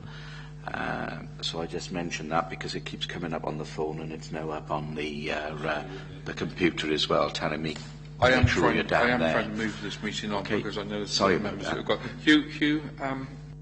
Okay, thank you, Chair. I'll be fairly quick with it. Yes, I take on board what's been discussed. I mean, the report references a recession, but there's not actually a recession because we're not in matching the consecutive periods of economic decline and negative GDP. But I mean, the financing is an issue. The result of that, though, the council has taken quite a significant knife to the improvement objectives. On page 26, it's still listing 10 improvement objectives, but in actual fact, there's only 3 that the council's focusing on now going forwards. Raising educational attainment, well, basically that's really to get us out of special measures within Torfaen.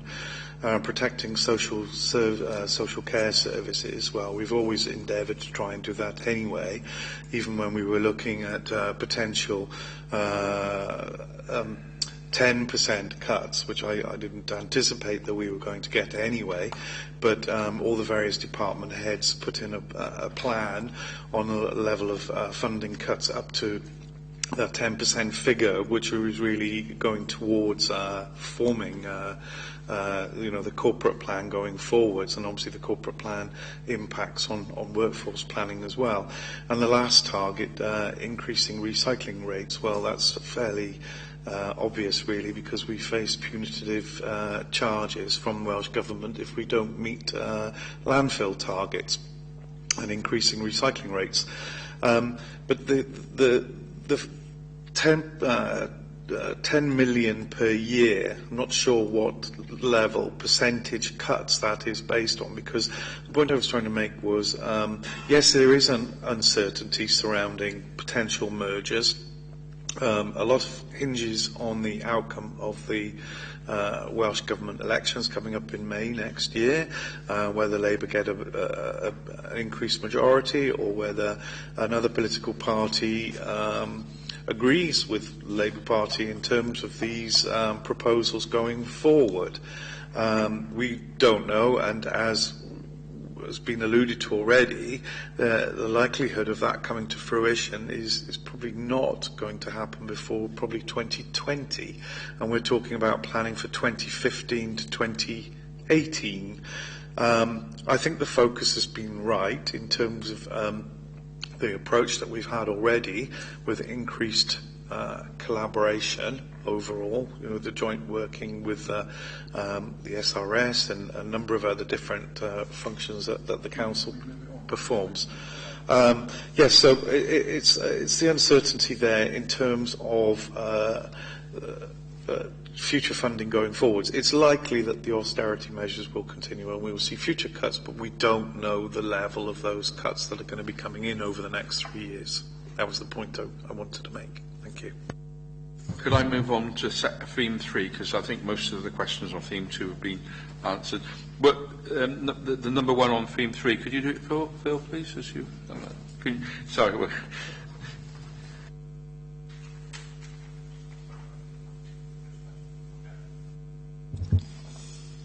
Graham and Graham, who has been involved in the development of the workforce plan altogether?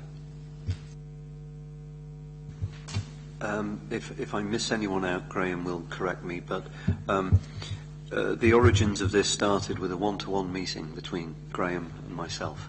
I mean, prior to that, there had been the request from the committee. There'd also been engagement that I'd had through the leadership team, where we'd recognised that this was an area that needed to be addressed. So, in terms of compiling what we've got in front of us, it's involved research across into England. It's then involved something like 30 plus meetings with senior managers, groups of managers, trade unions, across all service areas, so including the SRS, including education, or every service area.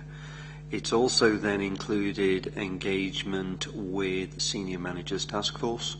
It's also included engagement with leadership team on 2 occasions.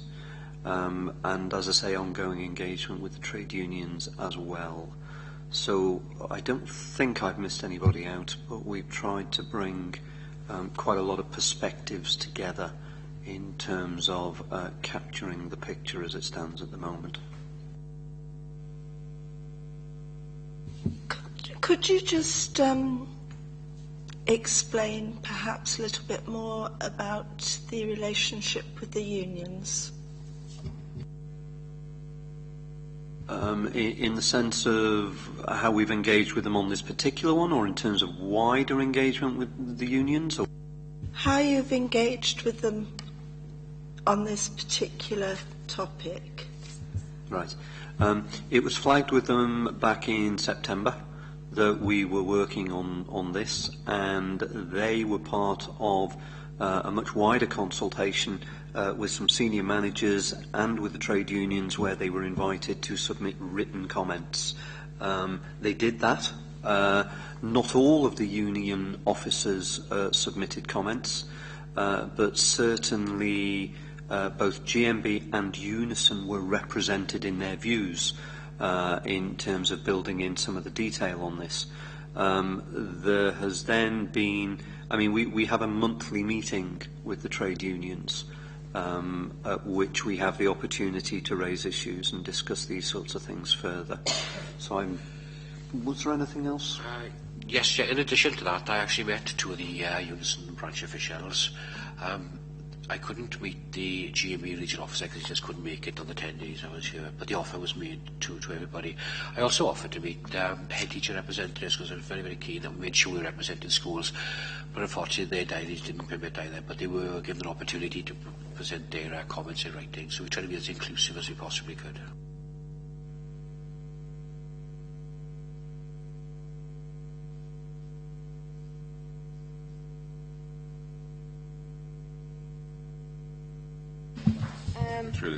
The plan states that effective workforce planning is very much dependent upon service managers developing service-level workforce plans. So how are we going to enforce this, and train managers up to do this? That's part of the crux of what we need to try and achieve here, because through necessity, this, I've already indicated, this has been more a top-down process than a bottom-up process. But ultimately, this is about service managers recognising that, their triangle of resources is about equipment and property, or whatever you want to call it, people, finance, as well. And where we tend to focus is finance, and that's totally understandable. As somebody coming from a finance background, I would recognise that. But the point being is that I think there has been insufficient profile given to the people side of it, and what we're going to have to do, firstly with We've done it with leadership team. We've started to do it with senior managers task force, but we are going to have to communicate and engage quite effectively with managers at a variety of levels to start to get that cultural shift in terms of whatever we're planning, whatever we're doing, we need to look at the workforce implications of that, and we need to plan and ensure we've got the people resources appropriately to support that. So again, it's another of those that isn't a quick fix, not going to happen overnight. It's going to involve a lot of engagement, a lot of communication and repetition of the messages and engagement to encourage and cajole. Is this where the in search of excellence type language has come through? Because we did notice that a bit. Well, yeah, no, but what can I say? Yes, you're right. I mean, there's no quick fix, is there? It is trying to generally raise the standards. Consistency is often an issue, and it's a question of identifying where there are some that don't quite progress as quickly as you would like and giving them further encouragement. That was one of the questions that came up in the pre, was the whole, what do you do about the people that just want to do the job and not particularly want to engage in the process? It's always a difficult one. I mean, we're members, we indulge in the process where we do it anyway. But for people that just want to do the job, go home, I mean, you've got that in workforce, you've probably got that in managers as well. How you engage those people without getting the carrot, you've got the carrot and the stick, you know, how you get this process is a fascinating. I've been interested, going back to the other authorities, how they managed to do that. It obviously must be quite interesting. In brief, Chair, it's down to leadership from the very top. It's down to leadership from members, your expectations. It's the leadership team's expectations. And one of the things we've tried to do is to say that through the WorkSmart process, the behaviours and competences that are required from people should be reinforced throughout on an annual basis. And that should happen. I've done some work in schools recently, and as you know, schools, teachers and head teachers, their pay is now linked to performance management. There's a statutory scheme that's in place there, and from experience around about 500 or so schools in Mid and West Wales, the quality of the appraisal is mixed, from next to nothing to very, very good. So I think across all these areas, we have to upskill and support our managers to talk to and engage our employees in the right way so that they want to do it. But you'll always have a mix of people who want to get engaged and who don't. Can I also draw your attention to something I heard on the radio the other day, which I was extremely humbled by? Sometimes in the job is the leadership quality, not just finance. Because there was a lady, the care worker I heard the other day, who said, you do the job. And the job is a job, the leadership quality. It's not necessarily pay or position. And that was such a wonderful thing. It was actually the role itself. I think that's something we forget sometimes. People do a job of work because they do a job of work. And education is one of them, and care is another one. Some people do those roles because they do them. And we sometimes forget that.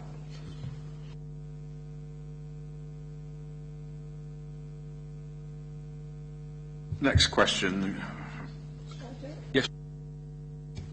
Corporate Plan 3, how is it going to be incorporated into the workforce plan? At its most simplistic level, I mean, there is a section of the report which will need to be updated to reflect what comes through in Workforce Plan 3. What will also need to be considered is whether that adjusts or adds in additional requirements. Until members' consideration is slightly further advanced on CP3, then it's difficult to know how it will affect. So certainly there's a recognition that we need to try and build in any impact from CP3. The only issue we've got there is there's a slight timing dislocation in terms of bringing the documents together, as there is indeed with the budget. So, what we can certainly do, though, is to produce a version of this based on what we know at the time, but then we may have to recognise that it's an evolving document and may need to be updated to reflect subsequent developments through the plan and the budgets, and etc. You have enough vision to work with at the moment, do you? There's enough. Perhaps a good way of looking at that is that if there is something in CP3 which requires something to be done differently, and it has workforce implications, well, it's about identifying those implications, what needs to happen and when, and include it. It's as simple as that, really. Right, the next one, shall I make that? Because I'm sorry. The plan makes reference to the Welsh language standards and improving the services Welsh speakers can expect to receive. But what makes reference to provisions for Welsh-speaking staff? Bear in mind the last scrutiny we did as well, if you saw the results of that. I mean, just the last bit, really. I mean, yeah. But makes no reference to provisions for Welsh-speaking staff. I'm going to slur that a bit. I think that's a fair point. I think that's something that may need to be strengthened slightly. I mean, there's recognition of the importance of Welsh language and the influence it will have, but what we haven't perhaps got here is, in terms of the things we are proposing to do, perhaps there needs to be something explicit in there around Welsh language, because it's certainly going to be a workforce challenge, I think, within the context of what we have to do. So perhaps there is something that needs to be built in there. Next question. Steve, would you like to do that? It's your forte, I think.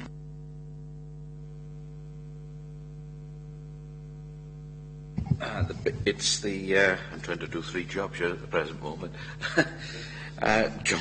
Joint working and partnerships and alternative methods of service delivery. How will we continue to work jointly to address the recommendations by the Wales Audit Office?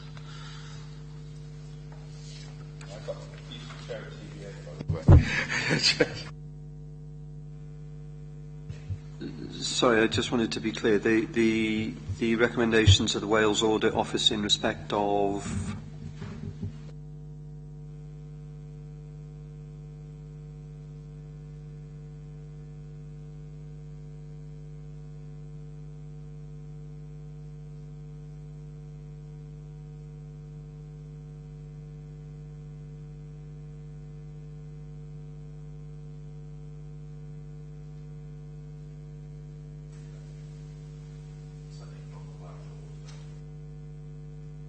Right, okay, so it's the Welsh Audit Office recommendation around the use of profile and how we use that. Okay, right, okay, my apologies. Profile to date, I would say, has worked well, but within a more limited scope than we might have anticipated. One of the points to make profile work, it's about redeploying, and it's about avoiding unnecessary redundancies. And if you've got gaps in the organisation somewhere and you can redeploy somebody under threat, you can redeploy them into there and save redundancy costs and utilise the workforce more efficiently. We have done that. We've redeployed a significant number of people using this mechanism. And I would argue it saved us in excess of 100,000 in terms of redundancy fees, where we might have lost somebody from the organisation and then we'd have advertised and brought somebody else in. So, there are savings there that we can count. Where we have found it operating in a slightly more limited way is that you need vacant roles to redeploy people to. And we are a reducing workforce and there are fewer posts for people to be redeployed to. So we are starting to encounter some difficulties in terms of the application of profile. It could become increasingly difficult to use during this financial and budget round because, of course, of the wider pressures and the perhaps requirement to reduce the number of staff a little bit more than we have done in previous years. So it's been successful in terms of it does what it's designed to do, but you do need those opportunities to redeploy people too.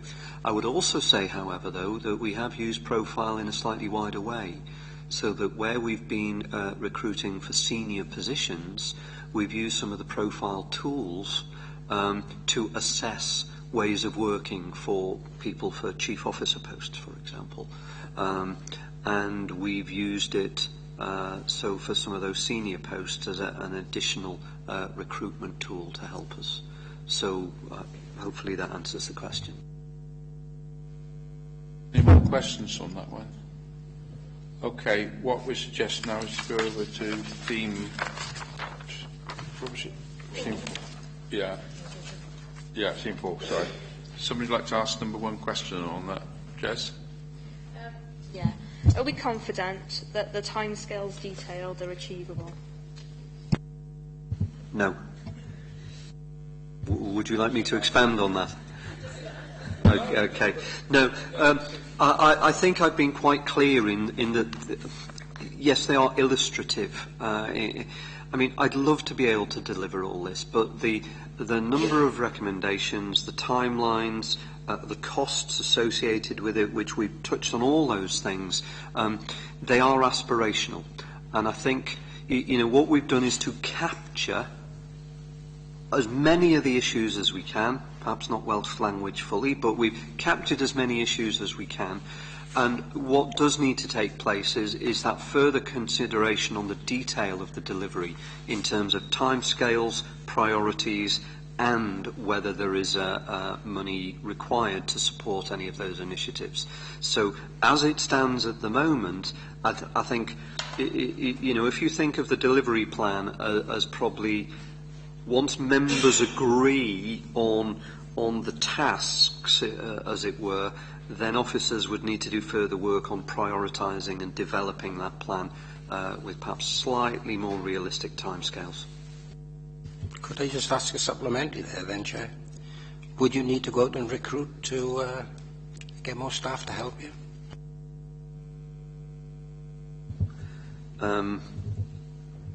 The answer to that is it partly depends on the timescales that we attribute to this action plan. If we're happy to progress within our available resources, it will take longer. If we want to accelerate some of these things, then I can't give an assurance that I have the capacity within my team, or perhaps in some cases some quite detailed skills requirements to be able to deliver that. You? It follows on from resourcing, really. I mean, will there be a working group set up to pull all this together? I wonder if you could comment on that, please, Graham. It's something that I will be discussing further with the leadership team in terms of how they would like to prioritise some of the issues within the delivery plan. And it may be we need to bring together a group to monitor it on an ongoing basis. Certainly it would be a fundamental part of my HR team's service delivery plan and monitoring. Why don't you ask the last question as well, right? Oh, all right then, Chair. Where no lead officer is identified, who will take ownership of the action? That will be populated. It'll be part of the subsequent discussion. If we agree that the broad framework, then as part of the implementation plan, if you like, as well as timescales, looking at funding, etc., there has to be clear accountability. So where that isn't there, that will have to be determined. You could almost say, though, that if there isn't a name and we end up without a name, it falls to me as head of HR. Thank you, Graham, for that. Just a final point. I noticed a couple of omissions. I know you've stated, and the theme of the document has been very sort of quite almost high level in terms of aspirations, and it's a top-down approach, and we haven't. The bottom-up bit is yet to come. I understand that, but certain areas have been populated with graphs and data. Omissions I noticed were regarding staff absenteeism levels through sickness, and also turnover, staff turnover levels. I would hope that they would form, or at least be included in something that would be looked at going forwards. And processes and procedures in terms of managing that as well. One example I can pick, and I don't wish to single them out, but unfortunately it springs to mind, is historically we've had high levels of absenteeism through sickness in the social services provision, and the departmental heads have taken measures to address that this year, and the numbers have improved. But there's nothing in the report as it stands at the moment that covers either absenteeism or how well we're doing in terms of staff retention levels. We can build those figures in as part of amendments and refinements based on your request. So we can build figures in for turnover and for staff absence. And certainly with staff absence, it's worth showing a trend over a slightly longer period, I think, to show the progress that's being made. Phil? Could I just ask a quick supplementary? Do you think the staff charter will be able to be enforced? The use of the word enforced is an interesting one. I would prefer that staff would recognise and empathise with what is in there. Now, it's not really something we've had previously, but what we have had is, for a long time, is the sort of values around being supportive, fair and effective across the workforce. And those are reasonably well embedded, I think, within the organisation.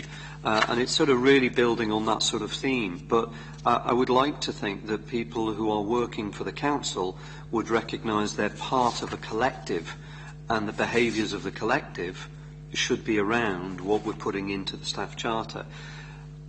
You can encourage. I'm not sure you can enforce. But it will be part of the behaviours that are expected of people who work for us.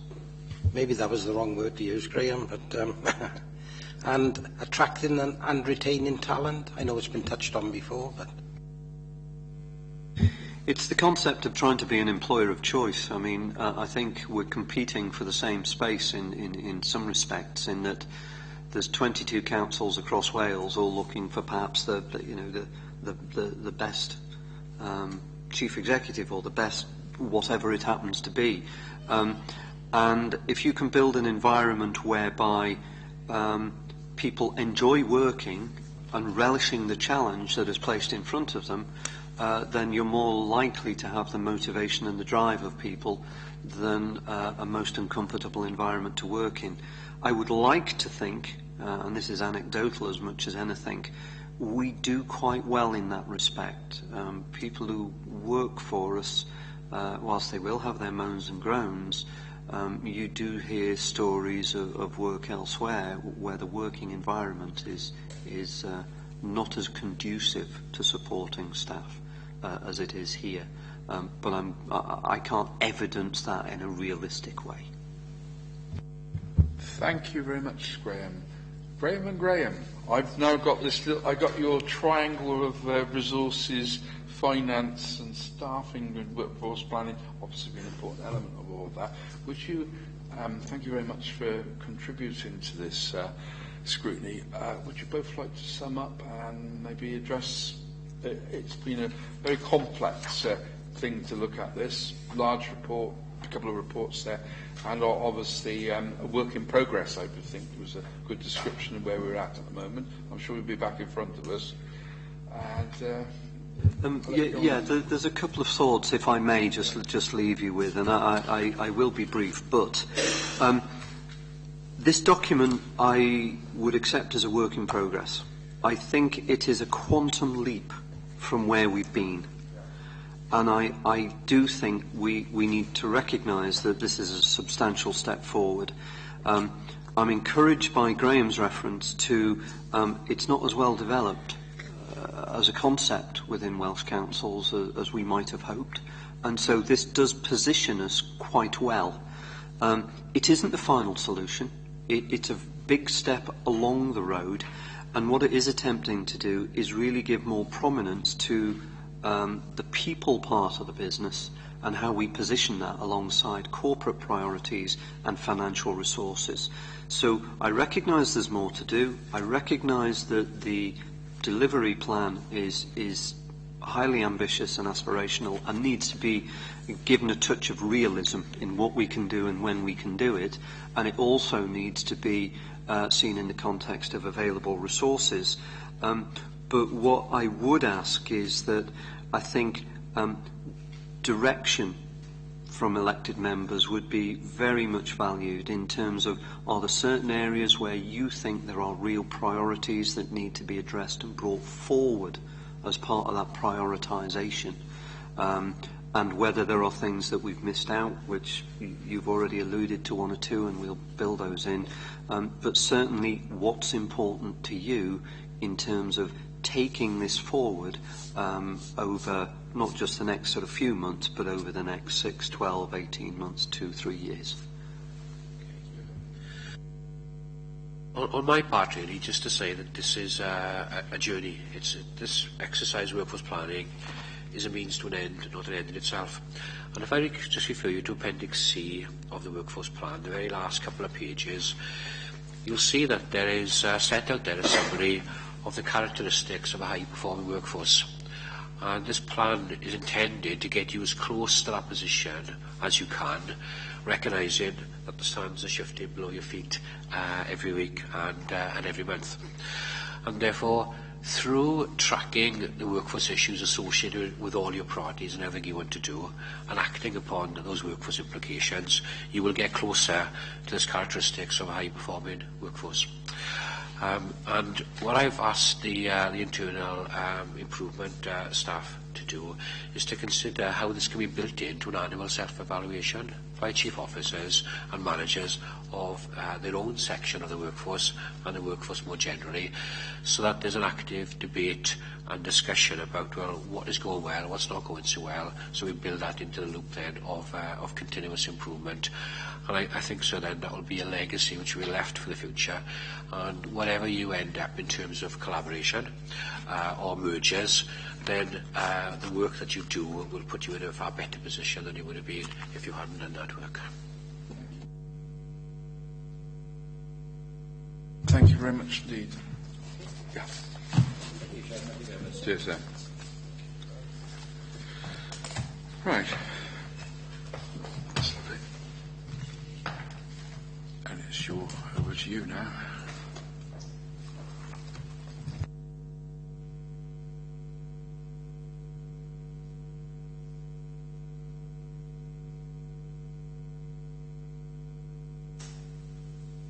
Would members like to make observations, please? Okay, I've noted down that we definitely need to look at the consultation that happened with trade unions and make sure that's flagged up going forward. Also, making better use of resources we do have available. So, like Cheryl said about funding for training, that whether they are looking at tapping into resources that are there. And then also picking up on the one about Welsh language staff, that they'll need to cover that. Right, yeah.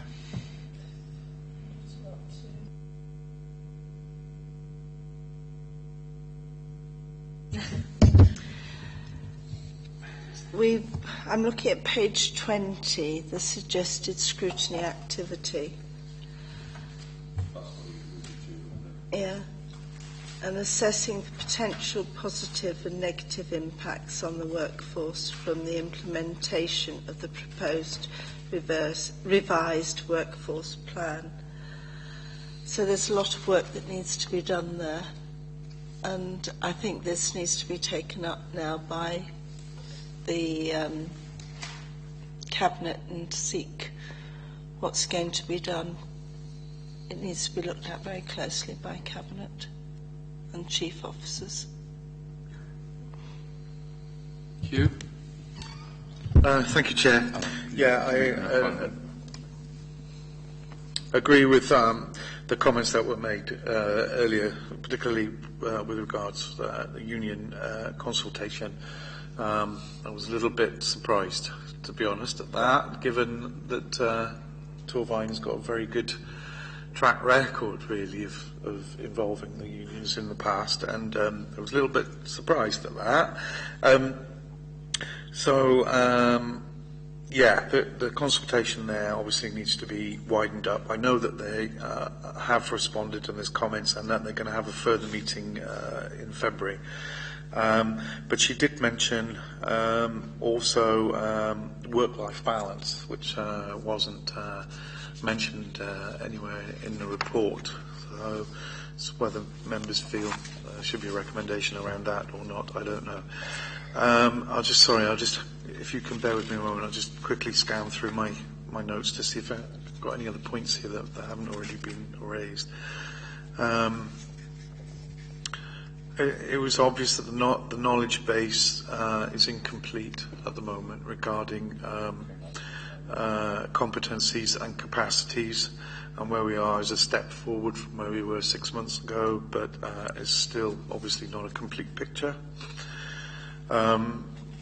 Surprisingly, profile was only used for the managing the redundancy element and a little bit of relocation, allowing staff to apply for other posts. But as Graham mentioned, that's drying up now as the other posts going forward are not so widely available. So it does seem that we haven't got one platform for all staff members to have competencies, and Work Smart, if anything, seems to be the system that's been integrated into I4, and that would be the one that perhaps would have more detailed information about training and what have you. But again, it seems that not everybody would have that in place. If they've been in a job for 15, 20 years, then it sounds like they've got very little in the way of competency-based information being stored, even though they might have some training records. So that was a concern, that there's not one common platform.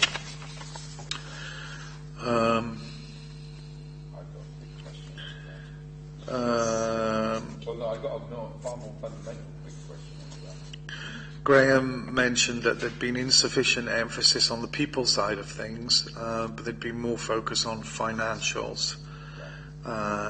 So, it's focus on people resourcing, engagement with the workforce going forwards.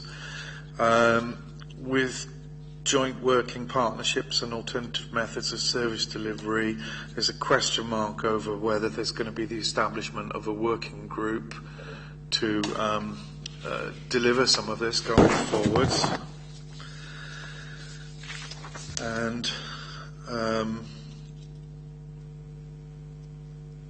I think that was pretty much everything I had, Chair. Thank you.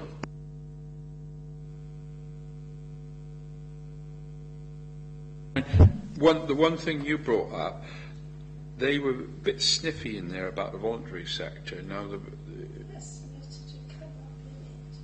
one question that I wanted to know was, is WorkSmart profile applicable, I doubt it, mind you, but applicable to, say, Bronavon, Mellin, the private sector, etc., across Torvine? Because the one question I wanted to know was, if you wanted to go and work for those organisations, would your profiling, a common profiling mechanism, I think I know the answer already, but if you were, yes, say for instance you wanted to go and get a job, the common profile would be a very useful tool, wouldn't it? I suspect in Birmingham they've done that.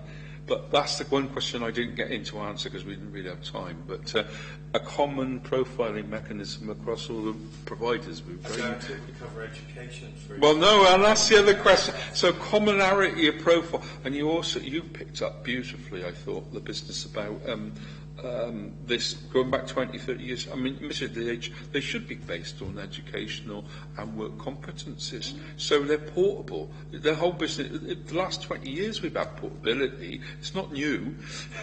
And CVs as well. So what are we playing at? The other thing was, when you read through, it became apparent that not all staff have an annual appraisal, which seemed very strange. Yeah.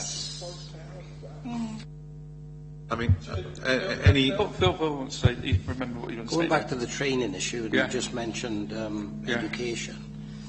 I was Sorry. reading back through it, a few of the last paragraphs in there. Training for head teachers, chairs of governors on various issues. Isn't that the job of the EAS? Isn't there going to be a cross-cutting, of service delivery? Why is Graham's department going to start to do that when the EAS have already set out a training programme? Just reminded that Councillor Brooks reminded me yesterday that the voluntary sector's got a thing called Picasso, which is an extremely good thing. We need portability all the way across. And people was actually something that went all the way across. Yes. Years ago, Chair, when I first joined as council in 2004, we were awarded investors in, people for our refuse collectors. They were the best in Wales. We don't do that no more. Our customer care, gold awards for. Why isn't that done now? Investors in people, if I remember rightly, you could get MVQ. It worked through the MVQ system. Picasso was in that, so they all work together. Now, if we're going to start working for people, we need to have a kind of cross-platform job there. Well, if you recall, just recently when we were looking at the call centre and so on, and they've stopped being involved with the accredited people there. And again, it came down to cost. Yeah. It's a force of cost, isn't it? Because at the end of the day, if people leave, if they leave us, they've got to go somewhere else, and it comes down to the MVQ series of commonality, and that the workforce is our biggest investment. What we're really saying is we want the economies of scale, which at the moment we just don't have. Yeah. So we really need to look at other authorities and private sector and other bodies, whether we can link in with their training. So I suppose it comes back to making better use of resources that are out there. Yeah. But, for these accredited awards, if we could get them on a much larger scale, there might be a chance of reintroducing. So.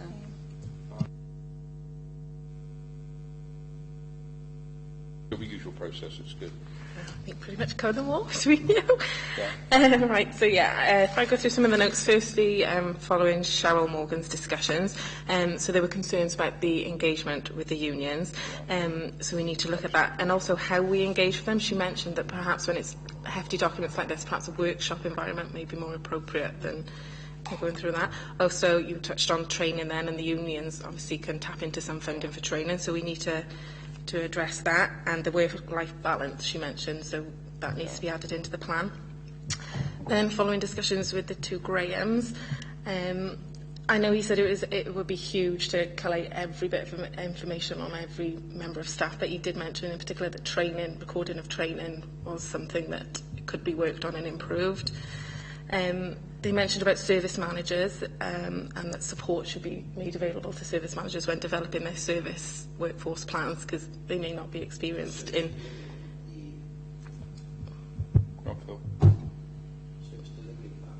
the workforce plan, because it'll be down into a service area level, there needs to be something more explicit for the provision of Welsh-speaking staff, and also staff turnover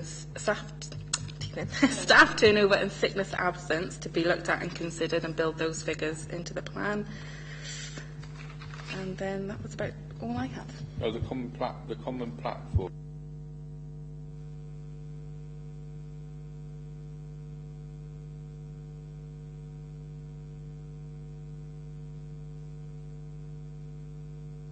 Service delivery for voluntary sectors across, and housing association. It's important that we all talk the same language, and they've done that stuff in other areas, Birmingham, those places in England. Yes. There's a commonality, and it's also, if you're doing procurement, I brought up again, if you've got the same standards for procurement as well, a financial thing, at least if you're going for funding from outside sources, they want to know all this as well. That's where talking about Picasso and the voluntary sector is important.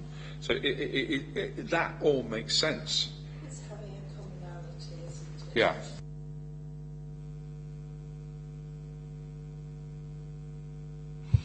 Yeah, I think the point that Graham made as well in summation was that this has not been developed, not very well developed in Wales. No. And councils here are behind councils in England.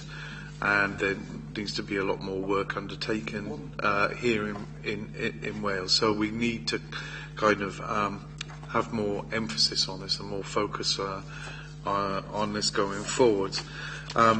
And the other thing was, with regards to recommendations of the WAO, the report or the sample questions here focused on specifically on profile and workforce plan, but also it should take into account the recommendations for the departments to put in key performance indicators in terms of their service delivery. Am I correct in one thing? If this work hasn't been done in Wales on this, isn't that a thing for Welsh Government to look at? Maybe fund. Yeah, that's actually a very fundamental thing. Jess?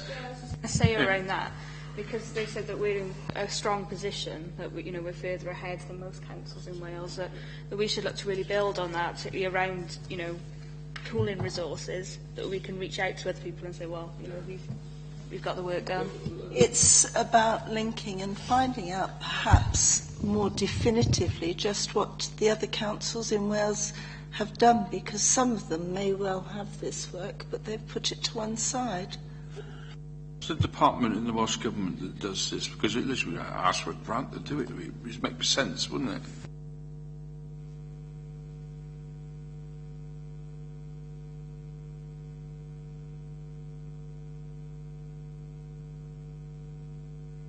Can I just say that I don't think we should focus just on Wales, because as the second Graham pointed out, this is not very well advanced in Wales. But following on from a point that Veronica just made, can we go out to English councils and see if there's a particular model or a template that they are using that we could adopt? Because there's no point in us reinventing the wheel. If there's already a system out there that's been tried and tested and utilised by a number of different councils in England, then it would probably make more sense for us to adopt something that's already being used. Why I'm making the implication it should be something that supports us as Welsh Council by the Welsh Government, but I totally agree with your inference.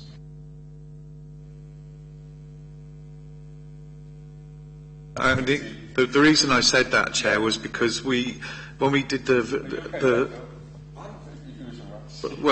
video conferencing thing about the voluntary redundancies, it was suggested, people therefore put the name profile in the frame, and we adopted that approach, and it would make sense for us to follow suit with a similar system if there is something in place that would enable us to do this more effectively. One more item, I'm sorry.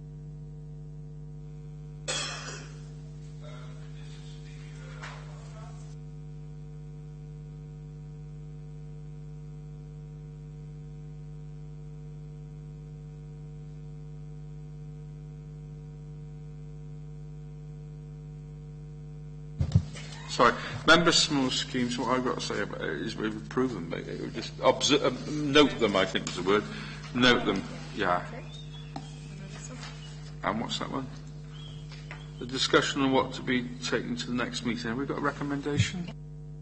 So, if you recall, members, at the last meeting, I suggested, following the joint committee on collaboration, that SRS be brought back, as the joint committee highlighted that there were gaps in governance and performance arrangements. So, there were several that were referred back to each of the relevant scrutiny committees, and ours was obviously SRS. So, if you're still happy with that, we'll still go with that for the February meeting.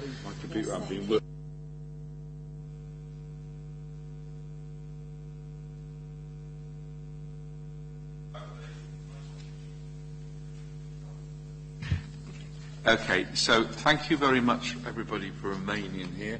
It's 4 o'clock, and will you have yourselves a very Merry Christmas, a Happy New Year, and some rest for the next week or so, whatever you do, unless you're going somewhere. Happy Christmas.